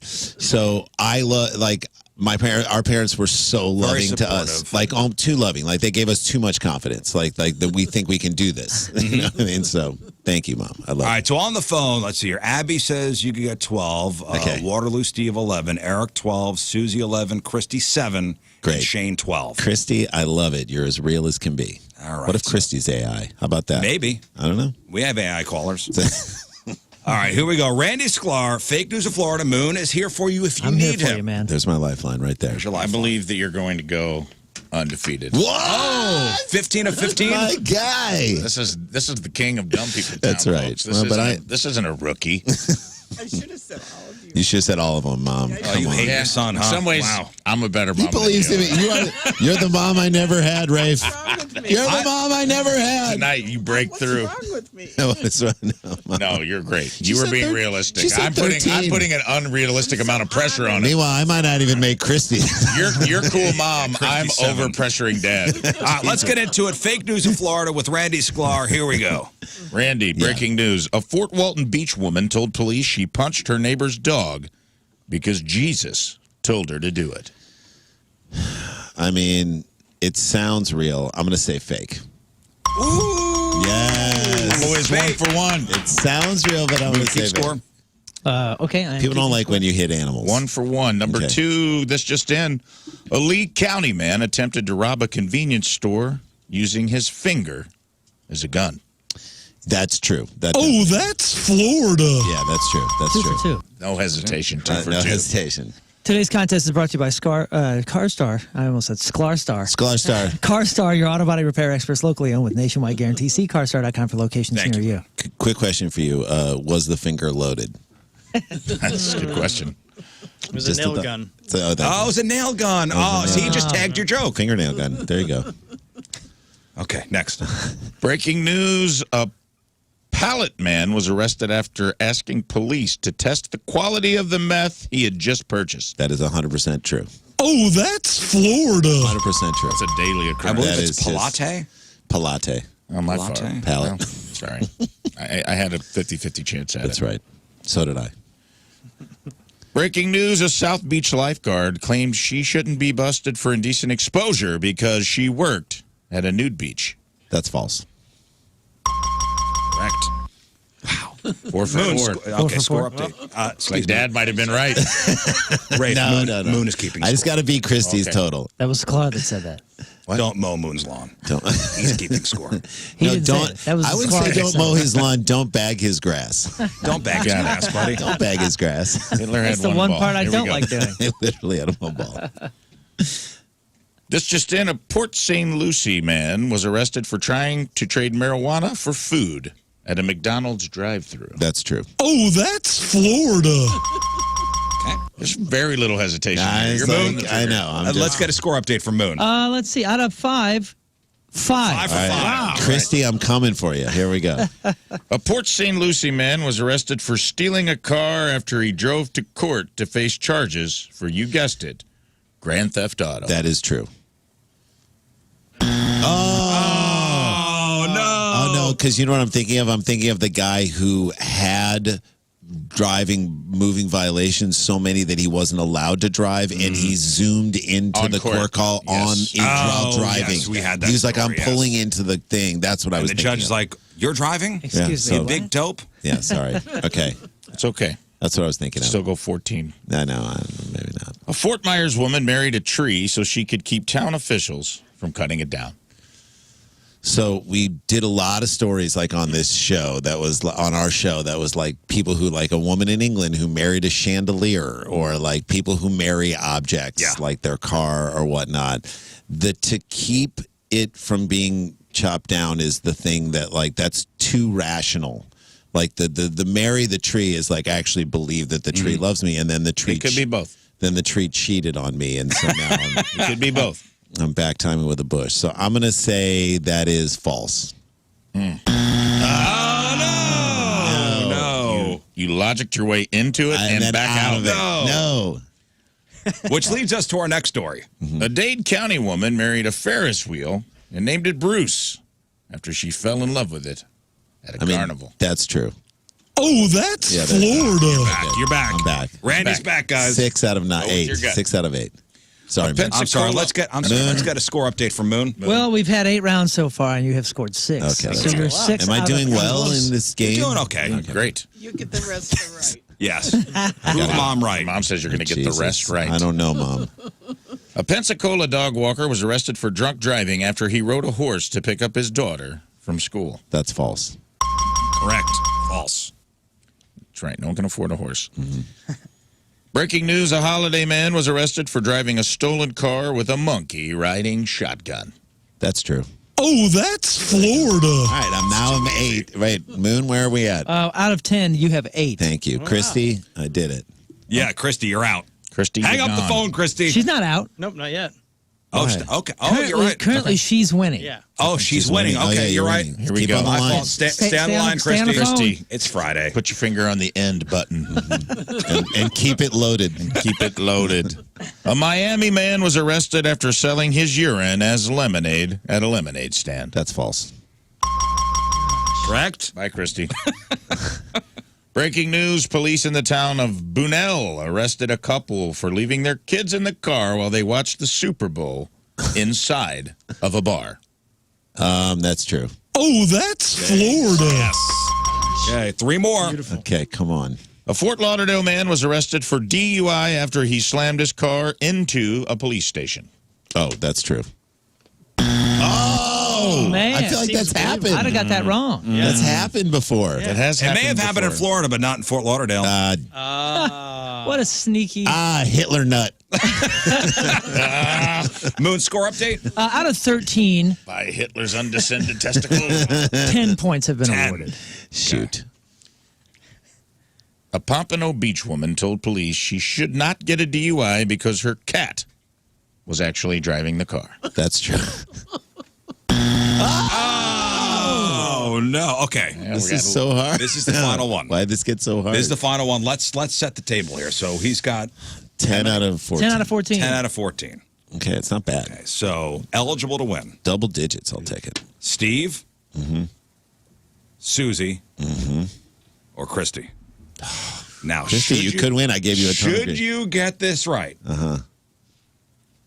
Susie and Steve win. Okay. If you get this wrong, our dear Christy, Christy, I gave you so much grief throughout the whole time. It's our dear Christy, who guessed 7, Yep. will win. She undersold me. Well, she was just doing the I'll take a dollar. I'll take the Bob. dollar, Yeah, exactly. she was just doing that. Sure. Being smart. Okay, final headline for Randy Sklar. Let's hear it. Randy Sklar. Breaking news. Police in the town of Parrish arrested a man for assaulting his wife with a Taco Bell burrito. Now, That's before true. before you give your answer, Mom, what do you think? True or false? Guy assaulted his wife with a Taco Bell burrito. Is that I think it would be true. true? Moon, what do you think? I think it's true as well. Scott? I'm pretty sure we covered this story. I say true. You say true. Rafe, read the headline one more time. Police in the town of Parrish arrested a man for assaulting his wife with a Taco Bell burrito. Show me Florida. Oh, that's All right. I'll take 11. I'll take 11 out of 15. That's pretty good. He That's knows pretty the good. rule in Florida. When it comes to domestic battery, they think outside the bun. Yes. Congratulations to Steve and Susie. You are getting concert tickets. All right, so Dumb People Town is happening at Del Mar Hall. That's happening on Sunday night, 7 p.m. Rory Scovel is our guest. It's me Amazing. and Jay and Daniel Van Kirk, and it's what we just imagine if we took those headlines or three of them, and there's a guy who wrote for the TC Palm, the down in Florida, named Will Greenlee was his name, and he would in articles to me, we didn't know why. Like, it's like he had 1,500 words and he only had like 700 words of a story. So he would explain what pants were. And so, they're just long descriptions of things that we all know. TC Palm that's a good source for a lot Great source for a lot of these. So the guy's name was Will Greenlee, and he looks like a serial killer when you look at his picture on the byline. But so Dan he reads the story and he either is like, did Greenlee say this or did I make it up? Which is the most fun game ever, where you're like, was this in the article or not? It's kind of like what we just did. Well, we talked about this the other day. You know why Florida gets such a reputation for being the place where all these wacky stories come out? Meth. No. Not just the meth, because it's warm there all the time and Totally. people are outside. Right. This is what I've always said about the people in Los Angeles. They're the craziest homeless people ever because they don't have to swashbuckle against the elements. They're not dealing with weather. You don't hear much about what's going on in Minneapolis. No, or they have Fargo. more time in Florida to work on their crazy craft. Right. They are Which is artisans. They're artisans. Crime, meth. Get outside and do some crime, guys. Finger Come guns. on. It's so nice out. It's very cool that Rory's coming in to do the show, by the way. So that happy. dude is...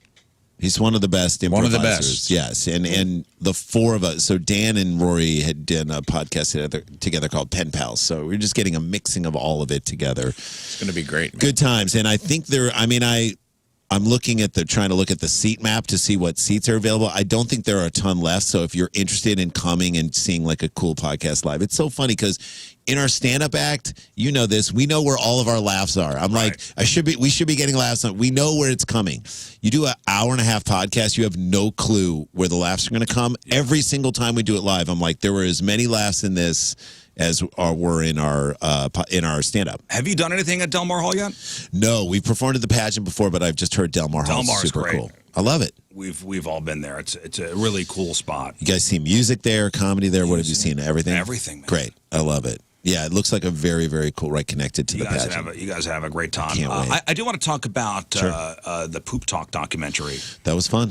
It's great. Did you guys know about Poop Talk? We did a documentary about it's just about poop. It was about poop, and I'm thinking, man, what makes you want to tackle that subject in such a funny but very thoughtful way? We really tried to get into it. I mean, the best discussion in there ever, and I just spent 2 weeks in Japan, was about the bidet.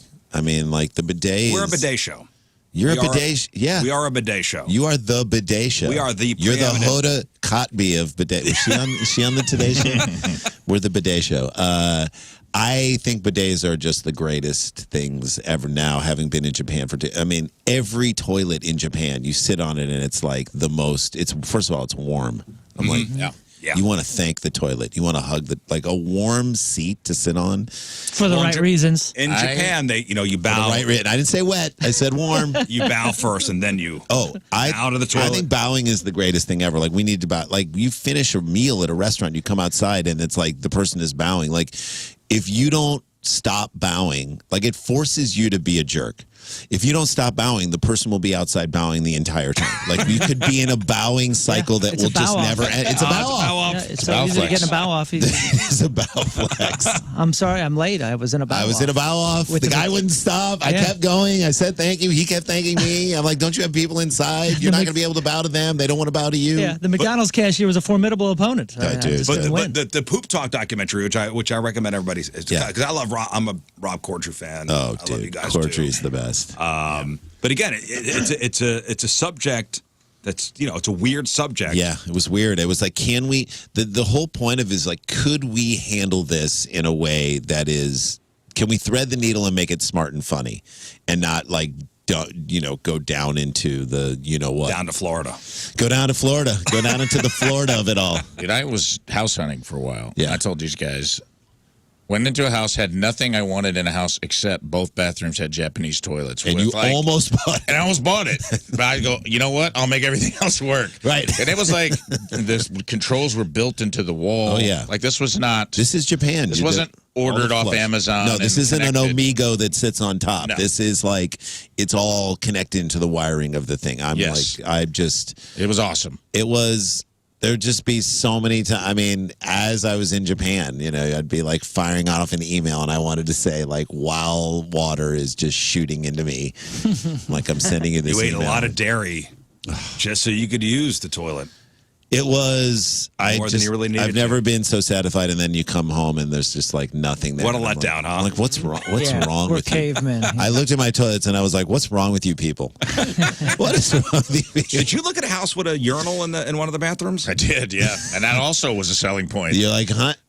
I'm easy, man. When I'm looking at a house, they're just like, this guy, look at this. It's got a beer. It's got a beer Tell tank him the toilet heats up and there's a urinal, and he won't even care that the basement has 4 people living in it. or mold. Dude, when we were looking for houses, somebody left a mess in the toilet. Nope. I guess before. Nope. And it was a nice house too, and that really, I was like, nope, we will never buy this house. You know what we call that? Staging. Yeah, they Real estate staged agent Don Crapper. they staged the house when it turned They in the toilet. They didn't want you. They didn't want you to buy it. It was a great house too, but that killed it. Maybe Right, the of tile course. in the shower was really ugly, and they're like, we need something to keep their eye off of this. You're like, Why don't you just leave a big log in the toilet? that's right. They'll never even notice. You guys know you have ghosts in your bathroom? I was like, no, we're leaving. It's a ghost crap. Do you want to see the rest of the house? No, I don't need to anymore. I don't. They lost a sale because of it. That's like my favorite old school, like Eddie Murphy bit about like old about black people in horror movies. Like they would never stick around. It's like you hear from the toilet, get out. And it's like, too bad we can't stay, baby. The Rizzuto family got the hell out of there. Did you see the Eddie Murphy documentary? Anybody watch it I yet? need to watch it. I heard it was fantastic. But it's only an hour and a half, from what I You hear. want it to be longer? I feel like he disappeared and had like 10 kids, like in like for a huge period of time. Like what? I feel like there's Eddie Murphy. There's a lot to cover there. There's a lot, and I'm sure there is stuff that they did not cover. But he's fascinating. I mean, fascinating dude. And for guys who were my age, who grew up when we grew up, like those movies in the other than Dan Aykroyd in blackface.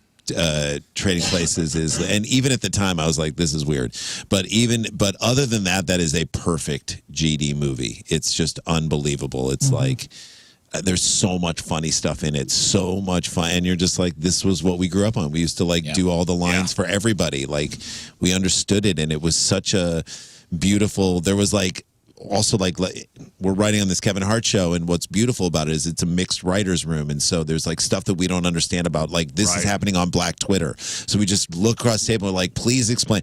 They're like, Genuine has fallen off the stage 5 times in the last 2 years. I didn't know that. What? Has that been on Black Twitter? Yes. I'm like, what? And they're like, people show it. So to me, I'm like, that's the beauty of a I don't even call it a split writers room, but like a multicultural writers room.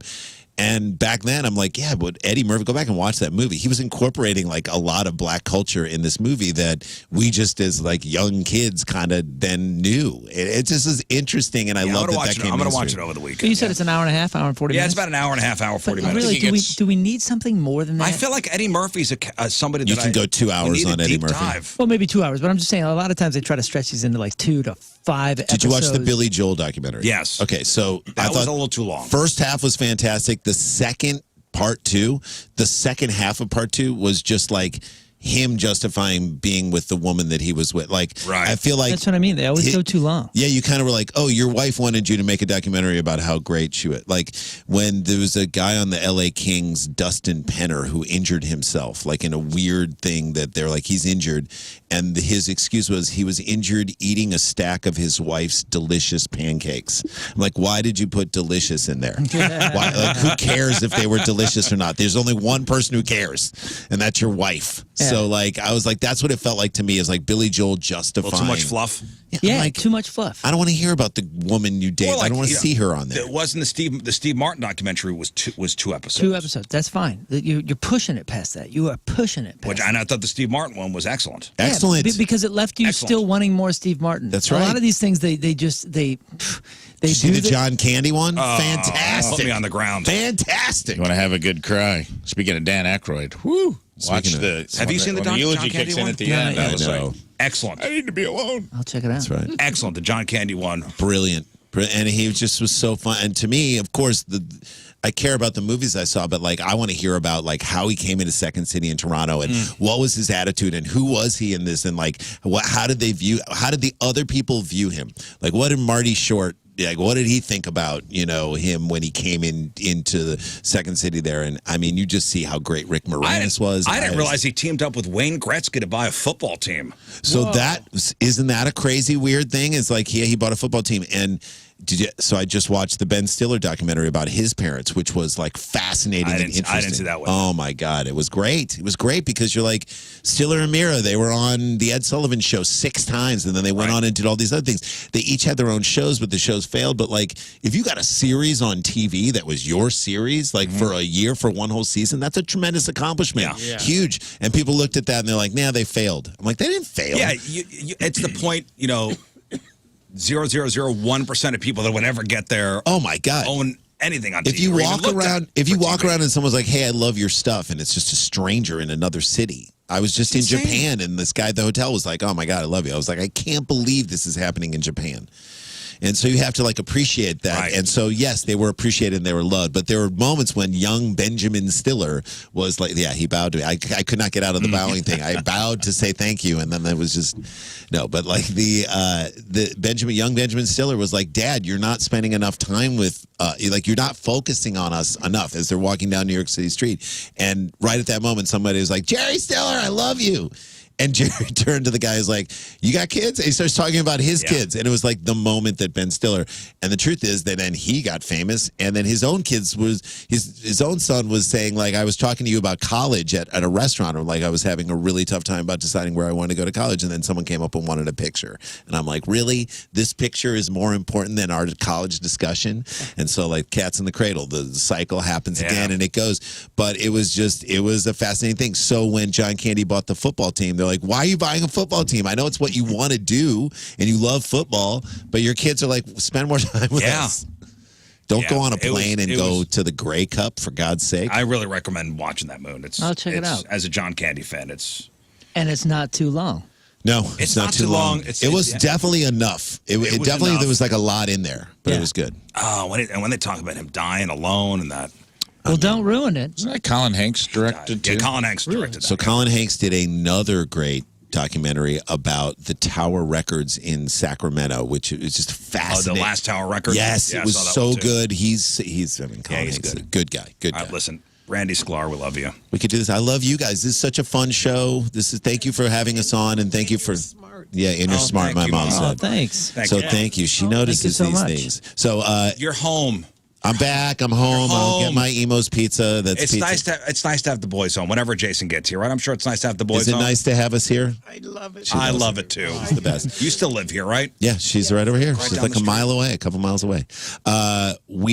Thank you for helping us sell out this show because people who are listening are going to buy tickets and it's going to be sold. Oh yeah, so tag it tonight at Tropical Liquors in the Grove. You got Dumb People Town Yeah, heck at yeah. Del Mar. Del Mar Hall on Sunday at 7 p.m. with Sunday. Rory Scovel. Get your tickets because, again, I looked at the seat map and I'm like, there aren't a lot of tickets left, but get them. It's going to be really fun. So you got a day off in between. What are you doing? So, going to watch. I went to University of Michigan. We'll watch Michigan play Northwestern. They're playing at Wrigley Field. We're not going to go there. Moon's going to go see his first Alabama game. That's right. Tomorrow. Alabama, Oklahoma. In where? In Tuscaloosa. Alabama. Oh my God! It's gonna be wild. So Michigan played Alabama in the Rose Bowl, probably the best. This is like 2 years ago when we won the national championship. We go to the game. And we win. We win this crazy game in overtime. It's like nuts. Like I did not think we were going to win. We come back and win in overtime, and all the action happened right in front of us. It was. We were there with my kids. Both my daughters now go to Michigan. This is where Jay and I went to school. We were going nuts. So we're walking out. We're walking out of the stadium, and we're feeling so good. And we're not being mean to Alabama fans. We're just skipping on air because we just won in the Rose Bowl and the coolest game ever. We look to our left. There's like a commotion. We see a guy on all fours, an older guy. We're like, did he just get jacked in the face? What just happened? Is he drunk? What's happening? We come over to him, and he's like, he's an Alabama fan. He's wearing an Alabama shirt. No Alabama fans are helping him up. So me and my daughters and our friend like pick this guy up. I put my hands under his armpits to pick him up, and he is so drunk. It's like his bones are soaked with alcohol. It's like jelly. He's also so drunk that I can't tell if he's like 60 or 80. I don't know where he is. So we're like, where's your boys? Where's your phone so we can call someone to let him know where you are? No one's helping him out. He pulls out his phone, and he's like, he's really old because his font is so big. That he's like, it's a jitterbug. Yeah, what's the number? It's like 1, 3, 1, 4. So we finally call his friends. We're like, your buddy's over here by this like sign, so go pick him up. And then we're like, what do you want to do? And he's like, just put me over there. We're like, where? There's nowhere to sit. He's like, I just want to go over there. We're like, where? We see that there's a trash can with a bunch of bags of trash like around the thing that like looks soft. Yeah. Put Like him with the trash. You threw him out. Literally the definition of white trash. We like put him and laid him down in the trash. And then he went to sleep. He immediately went to sleep. And then like 3 seconds later, he woke up out of a 10-year coma. He was like, who's the president? We're like Trump again. There was a viral video of Michigan fans putting Alabama fan in the trash. So he like wakes up and he starts to get up, and we're like, you can't get up. And then my daughter, who's really funny, she's a junior in Michigan, like improv comedy and whatever. She looked at him and looked down at him and said, no, sir, you stay because those who stay will be champions, which is written above the Michigan locker room. And I was like, that's the funniest thing I've ever heard. And I'm sure you watched that Connor Stallions documentary, right? I did. Sign stealing. I did, and it was so interesting. And what's crazy is that Michigan State had to vacate wins this week, which is just nuts. So Michigan did not. So Listen, Randy Sklar, you're the best. Love you guys. Give your brother our best. Hopefully next time you guys will both be able to. Of course. But always bring your mom. Yes, she's the best. Always. Annette Sklar. Annette Sklar. Flyovercomedyfest.com to get your tickets. Hey, so whenever we say we got concert tickets, the phones light up, right? Yes. Always. Phones always ring off the hook if I'm like, hey, call now for free tickets. And this is why. Live Nation, they released the results of a big poll this week that found live music is the world's favorite way to be entertained. Nice. That's wonderful. And people were asked what they'd choose if they could only experience one type of entertainment for the rest of their lives. Choices included movies, live sports, and live music. And they can only pick one.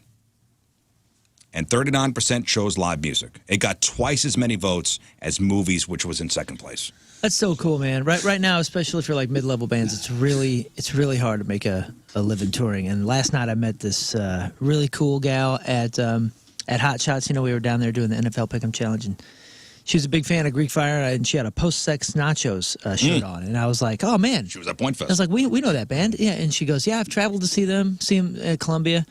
And I said, oh, that's awesome, dude. I love hearing when somebody travels for music because you don't hear it as much, it seems.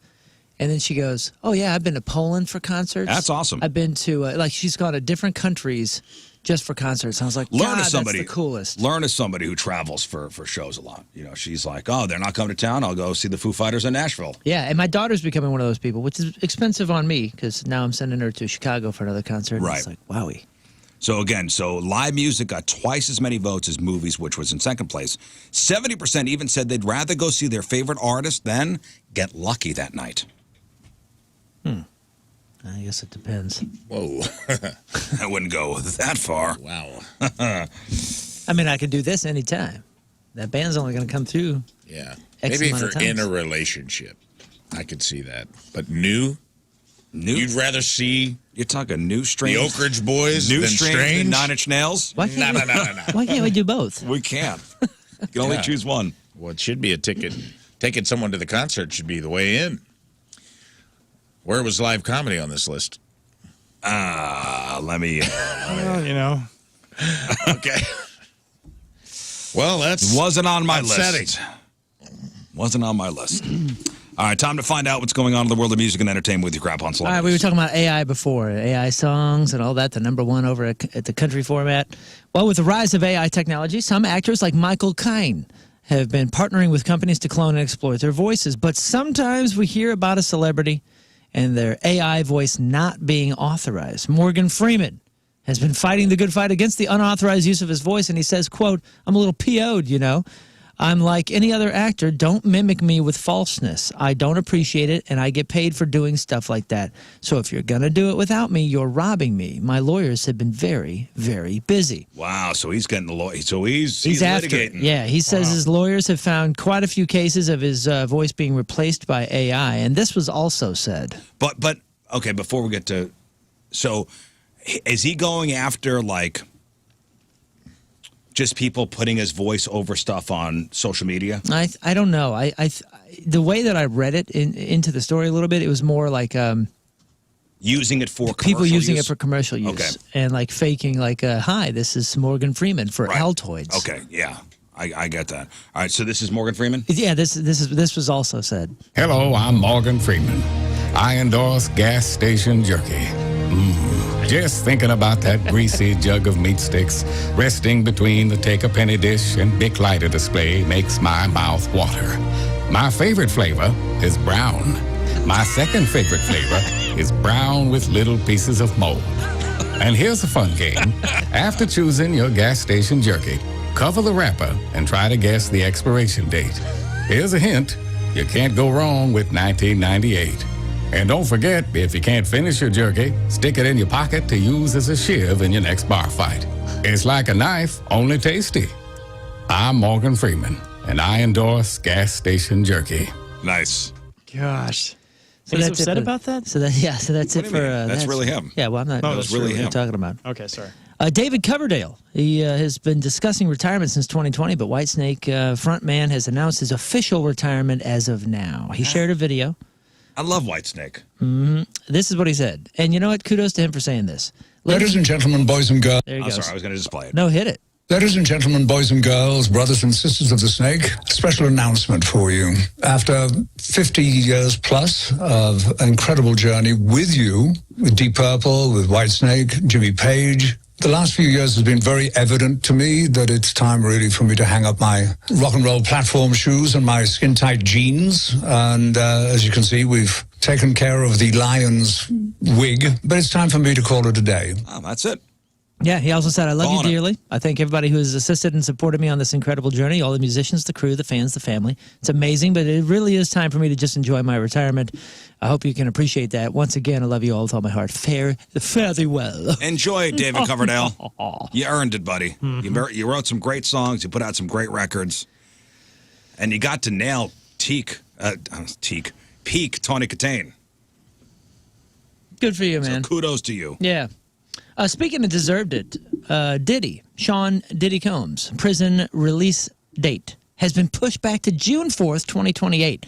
The initial date, I don't know if you guys knew this, was May 8th, 2028. So Oh, man, I got it tattooed on me. he lost Man. dang near a month.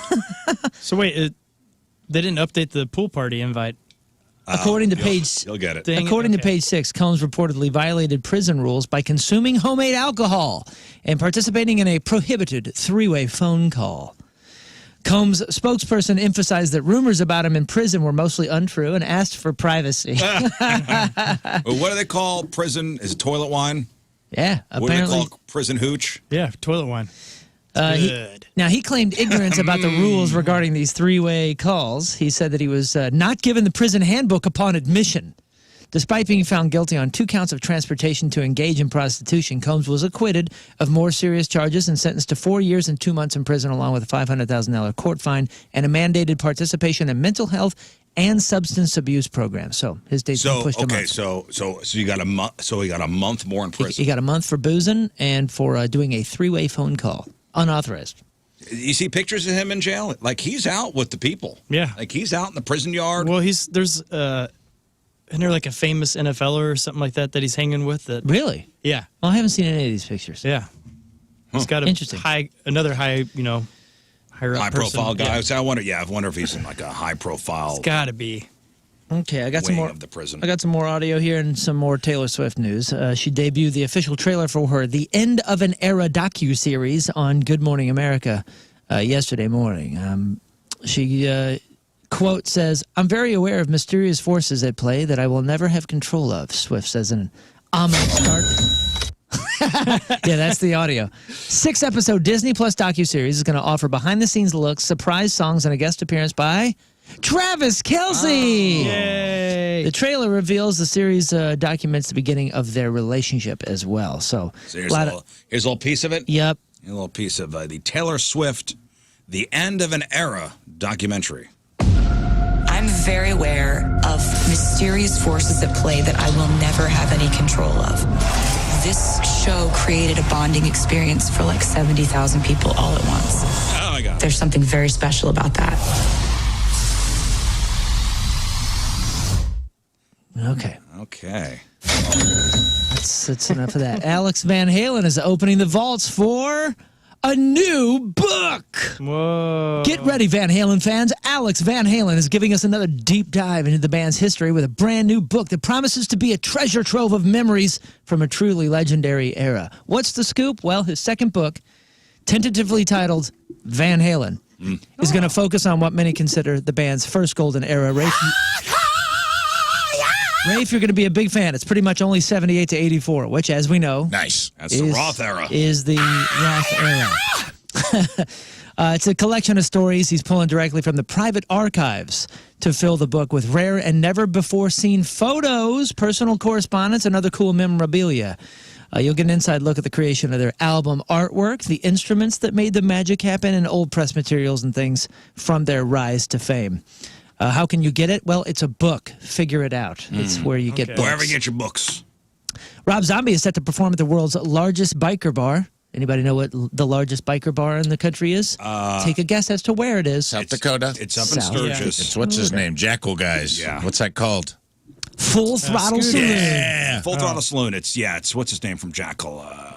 Jesse James Dupree. Bill Jackal. Old Billy Jekyll. So it's the 86th Sturgis Motorcycle Rally on August 12th. Tickets are now on sale, fullthrottlesaloon.com. This is going to be, he's just the first artist confirmed to perform at the rally, with him stating on Instagram that the undead are rising in Sturgis. Well, I feel that's like he's been pretty cool, using man. that. The undead are rising in fill in the blank. Anybody ever been to Sturgis? Been to Little Sturgis in Kentucky.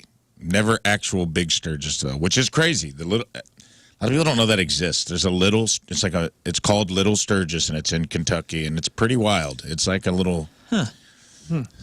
It's a little mini debauchery. Is it really? Well, Yeah, where was that at? The Big man? Sturgis, there's a book that came out, and my buddy's dad, he's a motorcycle guy, so he goes all the time out there, and he's from Montana, drives over. Anyways, there's a picture of a gal flashing everybody, and he's in one of the seats right there, and his face is like the happiest human in the world. And he's in this book. And he's in a book. It's like, no! Oh, man, that's amazing. Yeah. Do you have to ride smaller bikes down to Little Sturgis? I don't know. Mini bikes. Mini bikes. Like, sorry, man, that's too big.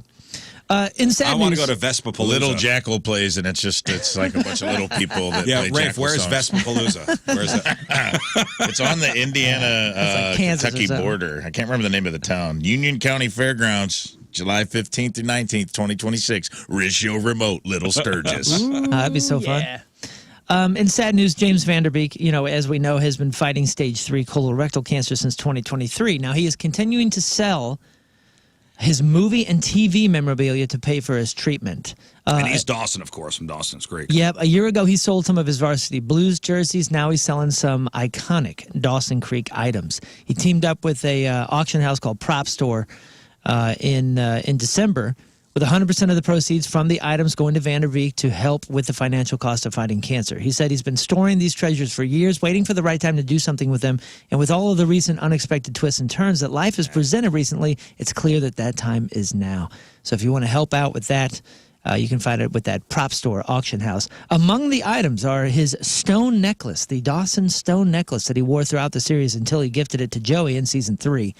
That item they're expecting to go for like 30 to 50 grand. Well, he seems like a good dude. He really does. The flannel T-shirt that Beakster. Dawson wore on most of the episodes, that will be also auctioned off. They're doing it December 5th to the 7th this year. PropStoreAuction.com. Just search James Vanderbeek. And finally, Ray J has recently found himself on the business end of a defamation lawsuit filed by Kim Kardashian and Kris Jenner. So What's going on? He Defecation lawsuit? a defecation, yes. He countersued them.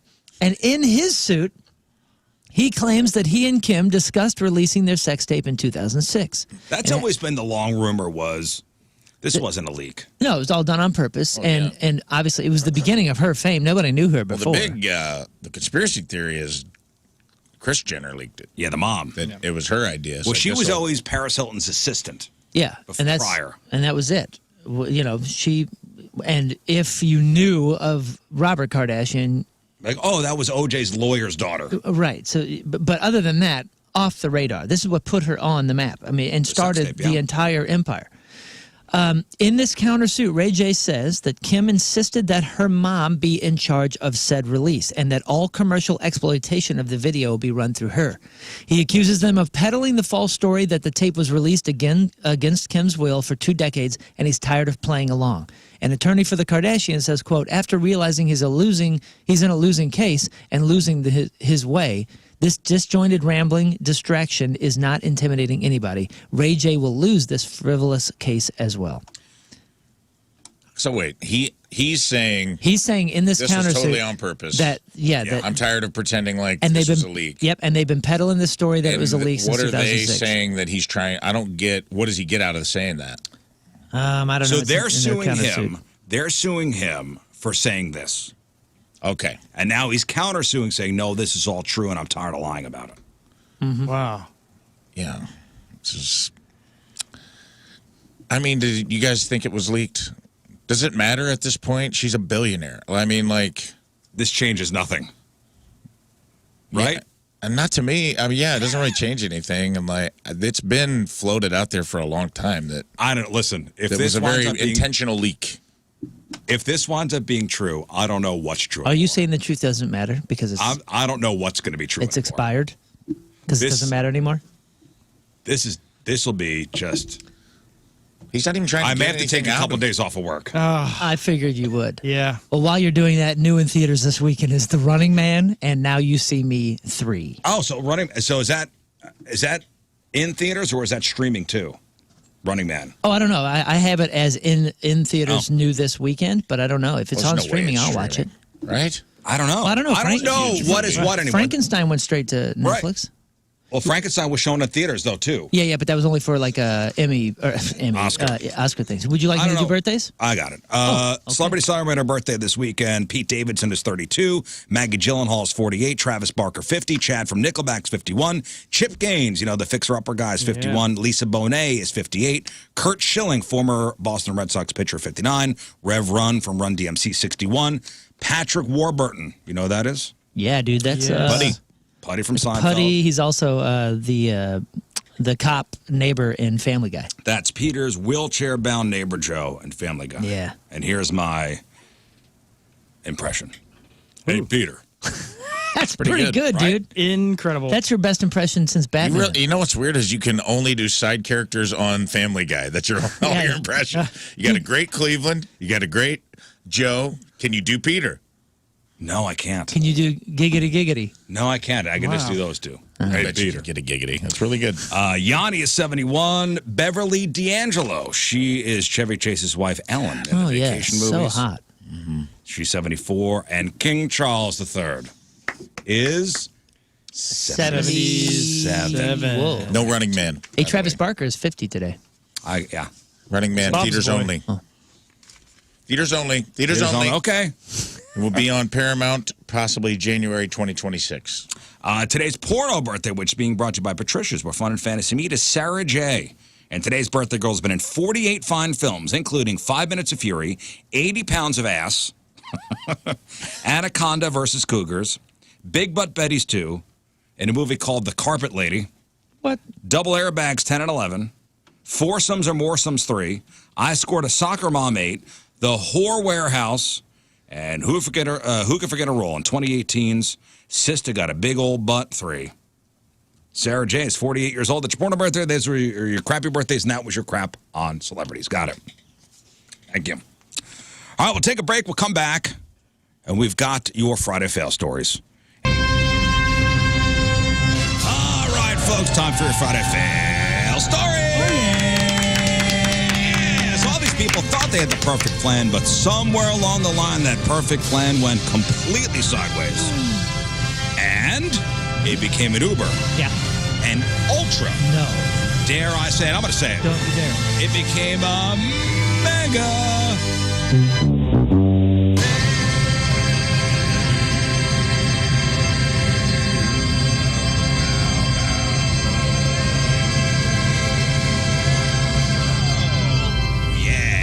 Fail. All right. There we go, everybody.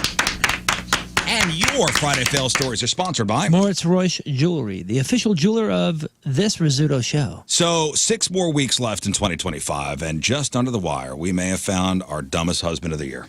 Oh, okay. A guy in Russia facing charges after he staged a carjacking because he did not want to go shopping with his wife.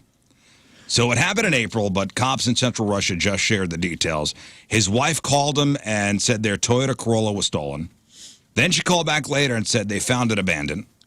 Cops checked it out and found signs of forced entry, including a damaged ignition switch. They didn't get suspicious until they talked to the husband. The details didn't add up and eventually concluded he staged the whole thing to get out of being dragged along on a shopping trip. Wow. So These Slav guys, man. he's looking at 2 years in the gulag. What? For that? Yeah, 2 years. 2 years in prison for filing a false report. He's like, thank God. Get me away from her. He goes, I'll do 3. 2 years, that's it? Have you seen, you guys remember it was like the dude was like a Russian police officer and he was going to propose and they filmed all his buddies like in black ski masks. He had all of his other police guys like. They came out of a van. It was like a that's truck. Right, yeah. And he was driving and they like pulled him out of the car and started beating him. The girl's crying hysterically. They drag him into the van like they're going to drive away with him. Or it was like a truck. It was like a big moving truck. And then she's like on the side of the road, like in full shock. And then he comes out with flowers in a ring. and they're all take their masks off. They're like, it's us. Like, this is her dream come true. What a moment, huh? What a dream Like, we proposal. pretended to kidnap and beat your boyfriend and take him to secret prison, but in reality, he wants to make an honest woman out of you. Aww. And I'm like, we need better hobbies over there, man. These guys got to get it together. Yeah. A New Jersey driver of a classic 1980s DeLorean was busted with a massive amount of cocaine. Oh, my goodness. It wasn't John DeLorean, the guy who developed the DeLorean? Wasn't it? He was busted in a big cocaine I think there thing? was an issue as well. You know, it's wild. Like, Wait, you're telling me the guy who made an aluminum car whose doors open up like an airplane was on tremendous amounts of cocaine? Yeah. That's hard to believe. I can't imagine. Allegedly. You know, when you got 100, would you say 100 pounds? I mean, what's the rule if you're transporting drugs? Well, okay, so obviously the DeLorean from Back to the Future, according to police, 33-year-old Luke Randall was arrested twice in 1 week for DUI. During the second arrest, he was found with 87 baggies of cocaine in the DeLorean, along with vodka bottles. It's one of the most conspicuous vehicles on the planet at any point of history since the freaking movie. Oh, even when it was before the movie, you It's like, saw a DeLorean, you go, that looks unusual. It's a look at that. It's a point at me car. Look at me car. It's the Cybertruck. Times 50. It's when you see a Cybertruck, it stands out. If you see a DeLorean, you go, it's a DeLorean. Yeah, it really stands out. It really stands out. So he was spotted by a cop slamming into a parked car while driving intoxicated. Yes. Charged with driving under the influence and careless driving and reckless driving. Dude.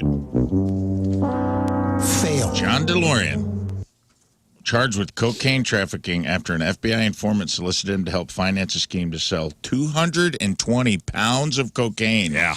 Worth $24 million, and he got out of it on an entrapment defense.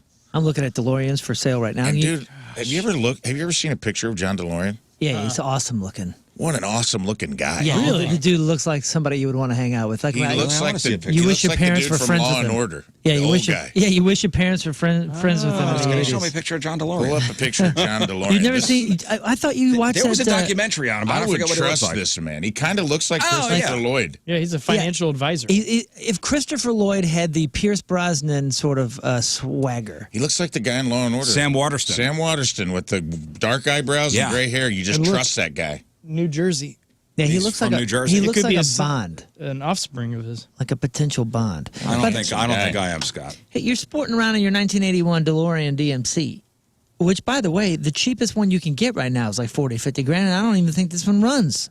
So, like, he's crashing these things Yeah, with his cocaine. With cocaine. Look at that guy. Yeah, and it looks like a badass. He looks like he could travel through time for real. Huge cokehead. You ever seen the DeLorean, like a in person? You ever been able to mess with one? No. I got to sit in one.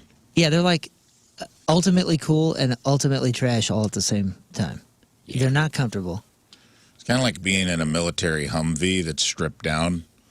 Like when Humvees look cool and then you get in one and you're like, it is just metal on the inside. It's uncomfortable. It's metal with like a little seat that's not cushioned, and it's like, it's very, all of the extravagance. Well, if you're getting into a DeLorean, you're thinking you're going to get into the Back to the Future car. Yeah, if not for the movie, and my friend had one, and he built a flux capacitor and he put Right. it in the thing. You gotta.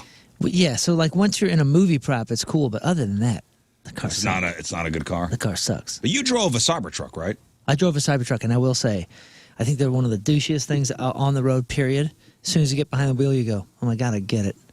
It is. It is. Cool. Yeah, I've never been in one. It is one of the coolest experiences to drive. The car itself, I hate it. I hate everything about it for the most part, except for when you are in the driver's seat with that dumb little spaceship wheel that doesn't turn. And you realize that it's turning all four wheels, and you can actually turn tighter turns than most cars. It is a There's very somebody in cool our neighborhood that experience. has one, and if I pull into the subdivision at the same time, it's startling. Yeah. To be honest with you. Yeah, if you get a They're chance to drive one, Big too. it drives completely differently, and it is very fun. Okay. For this one, we head to Berks County, Pennsylvania, for a story that serves as a wild reminder of Gun Safety 101. Uh-oh. So picture this. It's late on a Tuesday night around 11 p.m. 53-year-old guy decides, time for a little firearms maintenance.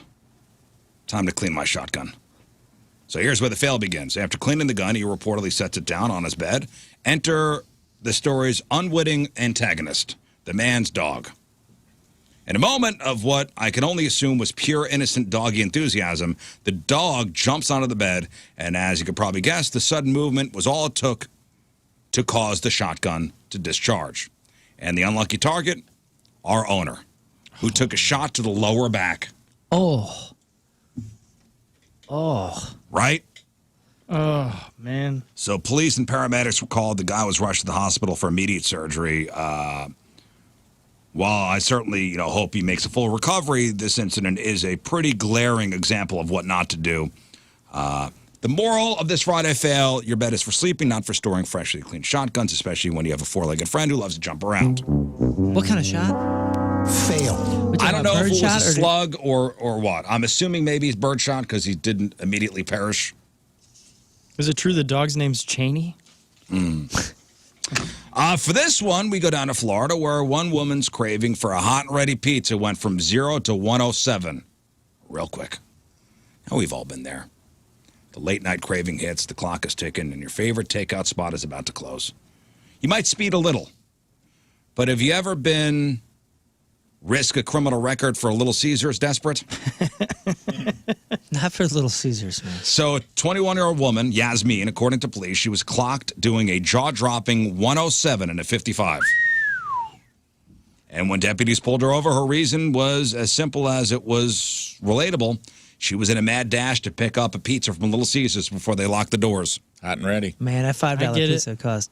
That's a big ticket. Don't you get arrested? Yep. Yeah. Can't Yep. you get arrested if you're going 20 plus over? Well, this is not a simple speeding ticket. This is, according to Florida's new law targeting extreme speeding, criminal offense. Instead of a pizza, she got a trip to jail. Reckless endangerment? She's and something else? no, it's specifically for going over 100. They have a new law that if you specifically go over 100 miles an hour, you are going to jail. Like you're facing up to 30 days in jail and a $500 fine. Oh, so I it's like not it. even the 20 miles over thing. It's over 100. They could call it extreme speed. Okay. I like it. Happy Friday. Please drive safely. Okay. Failed. And finally, let me see, what am I going to end with here? These two idiots, and there's a great picture of this too. You ever been driving past one of those big green highway signs? I don't know, they're anywhere on a highway. Yeah, the big Big ones. giant green highway sign. The big ones that are just they're tornado nets. And you thought, man, they're just leaving those on the side of the road, and anyone could just drive up and steal one. Oh, the giant ones? It was a giant one. 2 men were arrested for trying to steal a Department of Transportation sign on I-91 in Windsor, Connecticut last week. And there's a picture online of the sign broken down and crudely strapped into the bed of a really beat-up pickup truck. And the sign is bigger than you think. It does not fit in the bed. It looks like it's the length of the truck. So as it's strapped in, it extends way above the cab and hangs out of the back. Multiple feet touching the ground. Why'd they steal the sign? Please tell me it's a garage door replacement. No, because I'm like, it's probably like Butt Road or something like that. No, I don't know. Bored? It was either somebody's bright idea to haul this thing away and decorate their man cave or dive bar, or they're just looking for things to sell for scrap. And this was the best plan they could come up with. Weird. Hey, man, sometimes when you're bored, you go and you get some stupid ideas. Well, when you're out and in the theft country. occurred at 8 a.m. So broad daylight. Idiots. Idiots. Well, And the picture is great. Both men arrested, charged with third-degree larceny, reckless use of highway by a pedestrian, and improper parking on a highway, which I love that part. Failed. All right, and those are your Friday fails. Hey, we'll take a break. I'll give you the 9 a.m. word of the hour, and Rafe, after the break, we got to shoot you. You already did, dude. Did we? No. no. Oh, We did it last week, but not this No, I got a few coming. you got one Yeah. coming. You got If you wear those glasses, three you get away with a coming. lot of things if you say it like that. Shots fired. It's time. All right. Lucky. It's time. So while Moon's getting the gun ready, all right. The So pleasure of my screams. this is for you losing or being the loser as far as Pick'em winning Challenge week. goes. on a winning week. Yeah, and we won. And by the way, Every week I've lost, we've had a winning week. Patriots won last night, and they covered. They covered the spread. So Patriots 27. This is loss 3.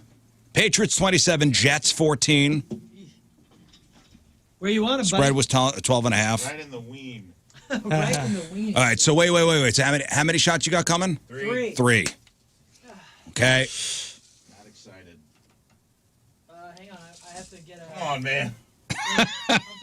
I'm bent. I'm clenched. Let's get this over with. making sure that there's 3 prepared. I'm having like. Here we go. Anxiety. All right. Ready? Oh man. Okay. Two, dude. Okay. was 1. 2 things hit me. was There's one shot though. Watch your hand, brother. All right. Ooh. One more. It looks more painful today. Oh. All right. Okay. That first one, 2 of them came out. What? I've never had that happen before. That was. You know what? I should be credited a shot. Hey, real quick in sports. So Moon, the big local news here was the MLS thing. Yeah, dude. So wild. the MLS is shifting their season now. Yeah, finally. We've been talking about this for many, many years. And I feel like the pressure's been on so much, in fact, that most of us that were kind of going for it, for the schedule change, just gave up and thought, well, the MLS is never going to do this. And then, bam, all of a sudden. Well, so in a couple sentences, Yes. explain. So in a couple sentences, how it works is the majority of leagues on the planet, especially all the big ones, they have a late summer, like a July or an August start, and then they end in the spring. So it goes through the winter, including like a winter break. The MLS has been a spring, summer, fall league and has not done the winter, which has been very difficult in the transfer windows to get people over into our schedule. Like when Messi came over, he was coming from the opposite schedule. Yeah. Is a bit of a hassle, but it's also been a bit of a hassle for teams trying to get players over and their contracts, and there's just been a bit of a mess to it. And they are changing now Let me see. So it's going from a February December schedule now to a July to May schedule. Yeah. Which the only thing that means is that we're going to play games here in St. Louis when it's freaking cold. Well, okay. Here's how it benefits. St. Louis is in a transitional period where we kind of are allocating a whole bunch of money to get some talent over here, to entice some talent. So this is going to help St. Louis do that in a period in which they're able to. So. Well, yeah, but, the big question for people here in St. Louis is playing in February and November sucks. Well, it's the same as football. We're still doing it with Chiefs fans and Chiefs games and all that kind of stuff. We're pretty used to the cold. And there is a winter break. Listen, soccer fans are softer, and we know this. Oh, that's enough of that. We know this. I'm sick of it. I'm right, done. Rafe? It's over. Transition year, by the way, is going to be 2027. To make the switch happen, what happens is 2027 season is going to be a unique, shortened 14-game season that runs from February to May, and then they'll kick back up in July. So you got that, guys? Finally, your little scarves will have a purpose. Not just wearing them for. I'm showing my team colors. It's cool. It is a massive move. It's big news. Wow. Blues play tonight. Blues play tomorrow. It's Philly tonight. It's the Golden Knights tomorrow. All right, we're going to take a break. Yes. Roll Tide. That's all I got to say. All right, we'll take one final break. We'll come back, wrap her up. Donnie Fandango is next, followed by an all-new Woody Show. Okay, so if you missed anything, clip of the day brought to you by Michael's Flooring. The podcast brought to you by Dobbs Tire and Auto Centers. That is titled... Well, Randy's going to love this one. It's Hitler's Micropeen and the Sklar Brothers. Okay. All right, what else, Moon? My Posse in Effect and Teenage Dirtbags does Rage Against the Machine November 26th at the pageant. You can get tickets at thepageant.com. The thing's going to be amazing. And then Punk Rock Christmas is December 13th. Just go to punkrockchristmas.com. And the new song video will be out early next week, and that'll be on that website and YouTube as well. It's called I Don't Need Anything for Christmas, and it's already on streaming services. So enjoy the song over the weekend. All right, Scott. You can follow me at King Scott Rules on all social media, especially Venmo. Okay. Venmo's his favorite. Rafe. Flyover Comedy Fest all weekend long. Already started last night. Had a great show at the pageant with Kyle Kinane. Sold out. Did stand up on the spot with Jeremiah Watkins. It was awesome. Tonight, 7 o'clock, Hot Java. I'll be opening for Beth Stelling. Go see one of their shows. I just got added to the Taggart Show with the Sklar Brothers at Trops Liqueurs at 9. And at 10 o'clock, I'll be the guest monologist on UCB's Ask Cat at the Improv Shop. Whatever you're into, we got something for you. Come out to Flyover Comedy Fest this weekend. Tickets, very few left, but some available at flyovercomedyfest.com. All right. Don't forget to get your tickets for Rizz Show game night, December 12th at the pageant. Tickets are going quick. Also want to shout out the Lafayette High School football team playing CBC tonight in the district championships. How about that? Roll Tide. And the Lafayette varsity hockey team playing DeSmet tonight. So. All right, you're fighting windmills. Yeah, that's it. Lafayette. Yeah. It's the fighting xylophones. All right, we leave you with a selection from our Teamers Member of the Day, brought to you by Hot Shot Sports Bar and Grill. From Wentzville, Steve Van Dieven is our Teamers Member of the Day. And Steve wants to hear the song. Have a great weekend. See you Monday. Bye. Yep.